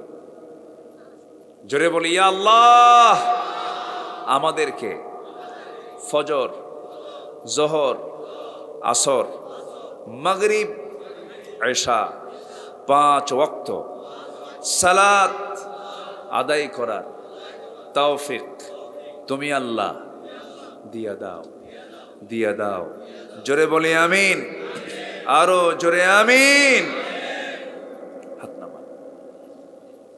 একজন কানা সাহাবী, কানা বোঝেন তো? অন্ধ, অনেকে অন্ধ বোঝে না, এই জন্য কানা কইছি। অন্ধ সাহাবী সারা জীবন যুদ্ধের পারমিশন নিয়েছেন, কেউ দেয়নি। আমার রাসূল দেননি, সাইয়েদনা আবু বকর দেননি। একদিন খুব অভিমান করে সে অন্ধ সাহাবী যার শানে একটা সূরা নাজিল হয়েছে, আবাসা ওয়া তাওয়াল্লা আন জাআহুল আ'মা, এই সূরাটা। তয়ন্দ সাহাবী সাইয়েদনা ওমর ফারুকের কাছে গিয়ে বলছেন, আমিরুল মুমিনিন, রাসূল আমাকে শহীদ হতে দিল না। মানে উনি আফসোস করে বলছেন, রাসূল আমাকে শাহাদাতের জন্য আমাকে অনুমতি দেননি, প্রথম খলিফা দেননি। আমার মন চায় আমি যেন জিহাদে অংশগ্রহণ করে যেন শহীদ হয়ে যাই। সাইয়েদনা ওমর ফারুক বলেন, আপনি যাবেন? কোন যুদ্ধে যাবেন? শুনলাম কাদেসিয়ার যুদ্ধ নাকি শুরু হয়েছে, আমি কাদেসিয়ার যুদ্ধে অংশগ্রহণ করব। দ্বিতীয় খলিফা বলেন, আপনি তো বুড়া হয়ে গেছেন, আপনি চোখে দেখেন না, বুড়া মানুষ, আপনি যাবেন কেমনে? না, আমি আপনাকে অনুমতি দিতে পারবো না, আপনি চোখেই তো দেখেন না। তিনি বলেন, আমি জানি আপনি আমাকে এই প্রশ্ন করবেন, জবাবটাও আমি রেডি করেছি। আল্লাহু আকবার। জিহাদের কি তামান্না দেখেন, বুড়া মানুষ কি তামান্না তার মধ্যে কাজ করতেছে। তিনি বলতেছেন, আমিরুল মুমিনিন, আমি জানি আপনি আমাকে এই কথাটা বলবেন, জবাবটা হলো এই, বলুন তো আমিরুল মুমিনিন, যুদ্ধের ময়দানে সবাই যায়, সবাই কি হাতে অস্ত্র নেয় নাকি না? কেউ তাবু পাহারা দেয়, কেউ কালেমার ঝান্ডাটা হাতের মধ্যে নিয়ে দাঁড়ায়া থাকে, সামনে নিশানটা নিয়ে দাঁড়ায়া থাকে। অন্তত আপনি আমাকে তরবারির দায়িত্ব আমি নিতে পারবো না, কিন্তু অন্তত কালিমার ঝান্ডা, কালিমার পতাকার দায়িত্ব তো আমি হাতে নিতে পারবো। আমাকে আপনি অনুমতি দিয়ে দেন, কালিমার ঝান্ডা নিয়ে আমি সবার সামনে দাঁড়িয়ে থাকবো, আমার চোখ নাই, আমি নড়বো না, চড়বো না, এক পায়ে দাঁড়িয়ে থাকবো কালিমার ঝান্ডা হাতে নিয়া। দূর থেকে শত্রুরা আমার দিকে তাক করে তীর মারবে, বুক দিয়ে ঢুকে পিঠ দিয়ে বের হবে, বুকে রক্ত ফিঙ্কি দিয়ে পড়বে, শহীদ হয়ে এক চোটে জান্নাতে চলে যাব। জোরে বলেন সুবহানাল্লাহ। সাইয়েদনা ওমর ফারুক তাকে অনুমতি দিয়েছিলেন, যান, তিনি শহীদ হয়ে যান। জোরে বলেন সুবহানাল্লাহ। আমার বন্ধুগণ, একটা প্রেক্ষাপট মনে পড়লো, সূরা তাওবার কথা মনে পড়লো। আমার নবীজি 30,000 সৈন্য নিয়ে তিনি তাবুকের প্রান্তরে রওনা দিয়েছিলেন রোমান সৈন্যদের মোকাবেলা করার জন্য। কত হাজার সৈন্য বলেন? 30,000 সৈন্য, শুধু 30,000 সাহাবী। তারা কি সাহাবী? কি বড় একটা বিশাল বাহিনী। 30,000 সৈন্য নিয়ে আমার নবীজি তাবুকের প্রান্তরে যখন পৌঁছলেন, যুদ্ধ হলো না, বিনা যুদ্ধে তিনি চলে আসলেন। কারণ এর আগে মুতার যুদ্ধ হয়েছিল। মুতার যুদ্ধে 3,000 সাহাবী 1 লক্ষ সৈন্যকে পরাজিত করেছিলেন আল্লাহর সাহায্য দিয়া। এবার রাসূল নিজে গেছেন, সেই যুদ্ধে রাসূল নিজে যেতে পারেন নাই, সাহাবায়ে কেরামকে পাঠিয়েছিলেন। এবার রাসূল নিজে অংশগ্রহণ করেছেন। 30,000 সৈন্য নিয়ে যুদ্ধ হলো না। রাসূল ফিরে আসলেন মদিনায়। ফিরে আসার পরে একজন সাহাবী, বিখ্যাত সাহাবী কাব বিন মালিক রাদিয়াল্লাহু তাআলা আনহু নবীর সামনে আস্তে করে গিয়ে হাঁটু গেড়ে বসে গেলেন। রাসূলকে বলছেন, হুজুর একটা ভুল হয়ে গেছে। কি? আমি তাবুকে যাই না, আমি যুদ্ধে অংশগ্রহণ, আমি জিহাদে যাই নাই। রাসূল বলেন, কেন? কি বললেন?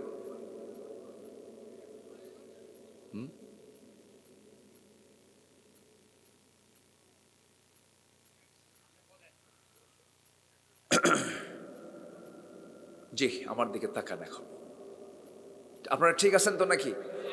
আমিও ঠিক আছি, আলহামদুলিল্লাহ। আমার নবীজি বলেন, তুমি কেন গেলে না? হুজুর সত্যি কথা বলি, এমনি যাই নাই। কেন? গড়িমসি করছে। গড়িমসি বুঝলেন তো? এলাকায় কি বলে এটা? আলসামি করছি। কি করছি? আলসামি, অলসতা। আপনাদের ভাষাগুলোর মধ্যে একটা মজা আছে, আলহামদুলিল্লাহ। আপনাদের ভাষার মধ্যে একটা টান আছে, মধ্যে তবাই 1 আলিফ পরিমাণ একটা টান আছে। ময়মনসিংহের 3 আলিফ পরিমাণ টান। বোন, আপনি কি মতাইছুন? আর একটু বেশি টানে এই ময়মনসিংহের মানুষগুলো। যাইবেন খাইবাম, দেখছেন এখানে থাকে মনে হয় ওই এলাকায়। আমি গাড়িতে নিয়ে যাচ্ছি কিশোরগঞ্জ, এক মুরব্বী বলতেছে, সিপলার রাস্তা চাপেন না খেরে। মানে সিপলার রাস্তা মানে চিকন রাস্তা, চাপেন না কেন? মানে সরে দাঁড়ান। সিপলার রাস্তা চাপেন না খেরে। কত ভাষা আল্লাহ তাআলা দিয়েছেন। এই ভাষার মালিককে বলেন তো আল্লাহ তাআলা। নওগাঁর মানুষ এক ভাষায় কথা বলে, আক্কেলপুর একরকম, দিনাজপুর আরেক রকম, রংপুর আরেক রকম, মুর্শিদাবাদ তো আরেক রকম। আমাদের দেশে নবাবগঞ্জের মানুষ সালামটাও দিতে পারে না, আসসালামু আলাইকুম, আগে সালায়ের পরে দুলাভাই, হয় না, ওদের সিন হয় না। নোয়াখালীর মানুষ পানিকে পানি বলতে পারে না, পানিকে হানি। আমার ফোন এটা বলতে পারে না, আইফোন। আইফোন দেখছেন, আমার ফোন কি হয়, আইফোন কোথায় আর আমার ফোন কোথায়? আইফোনের দাম হলো লক্ষাধিক টাকা, আর ও আমার ফোন কি বানাইছে, আইফোন। আই মানে ওরা আমার বলে ভাষা। এই ভাষাগুলো কে দিয়েছেন বলেন? আল্লাহ তাআলা। তো সাহেব বলছেন, হুজুর আমি আলসেমি করছি, গড়িমসি করছি, যাই নাই। কেন যাও নাই? হুজুর আমার দোষ একটাই, আমি অলসতা করছি। আর কে কে যাও নাই বলো? রাসূল এবার তদন্ত করছেন, কে কে যাও নাই বলো। তিনি বলছেন, হুজুর আমার জানা মতে হেলাল বিন উমাইয়া যায় নাই। আর কে? মুরারা বিন রাবিআ যায় নাই। আর কে? হুজুর আমার জানা নেই। যাও। রাসূল পাঠায় দিলেন মসজিদ থেকে, তাকে বললেন তুমি চলে যাও। তৎক্ষণাৎ আমার নবীজি দাঁড়ালেন এবং ঘোষণা দিলেন, জরুরিভাবে ঘোষণা দেওয়া হলো, এই তিনজন ব্যক্তির সাথে মদিনার কোন মুসলমানের লেনদেন, কথাবার্তা সব বন্ধ। বয়কটের ডাক দিলেন মুহাম্মদ সাল্লাল্লাহু। আচ্ছা, ওই তিন সাহাবী কি নামাজ ছিল না? আজ থেকে নামাজ ছিল না, রোজা, হজ, যাকাত, দান, সদকা, তাহাজ্জুদ সব ছিল, কিন্তু কি করেছেন? গড়িমসি, আলসামি। কি বলেন তো, কি বলেন তো? আলসামি করেছেন, গড়িমসি করেছেন।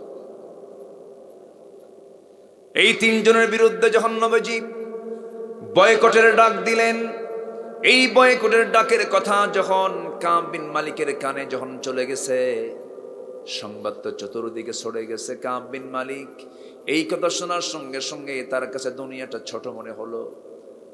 বাড়ির মধ্যে ঢুকবেন, দরজায় গিয়ে নক করছেন, বউ আমার দরজা খোলা, আমি কাব বিন মালিক। দরজার কাছে এসে দাঁড়ায়, লক থাকা অবস্থায়, দরজা বন্ধ থাকা অবস্থায় ভিতর থেকে বলছেন, স্বামী আমার, আমি দরজা খুলতে পারি, কারণ আপনার ঘর, আপনার বাড়ি। দরজা খুলবো, শর্ত হলো সামনের দরজা দিয়ে খুলে আপনাকে ভিতরে ঢুকায়, পিছনের দরজা আমি বাইরে বের হয়ে যাব, কারণ যে ব্যক্তিকে রাসূল বয়কট করেছেন আমিও তাকে বয়কট করতে বাধ্য হলাম। জিহাদ, ঈমান, জিহাদ। আমার বন্ধুগণ, কাব বিন মালিক ভিতরে ঢুকলেন না, বাইরে বের হলেন। ইউ টার্ন করে সামনের দিকে যেতে নিয়ে দেখেন তার নিজের সদ্যজাত সন্তান, তার নিজের সন্তান, কলিজার টুকরা সন্তান, 11 বছর 13 বছর বয়স, বাচ্চাগুলোকে আস্তে করে ডাক দিয়ে বলছে, বাজান তোর বাপ ডাকতেছে, এইদিকে আয়। বাচ্চাগুলো বলে, যাব না, কারণ রাসূল তোমাকে বয়কট করেছেন, আমরা তোমার সঙ্গে কথা বলবো না।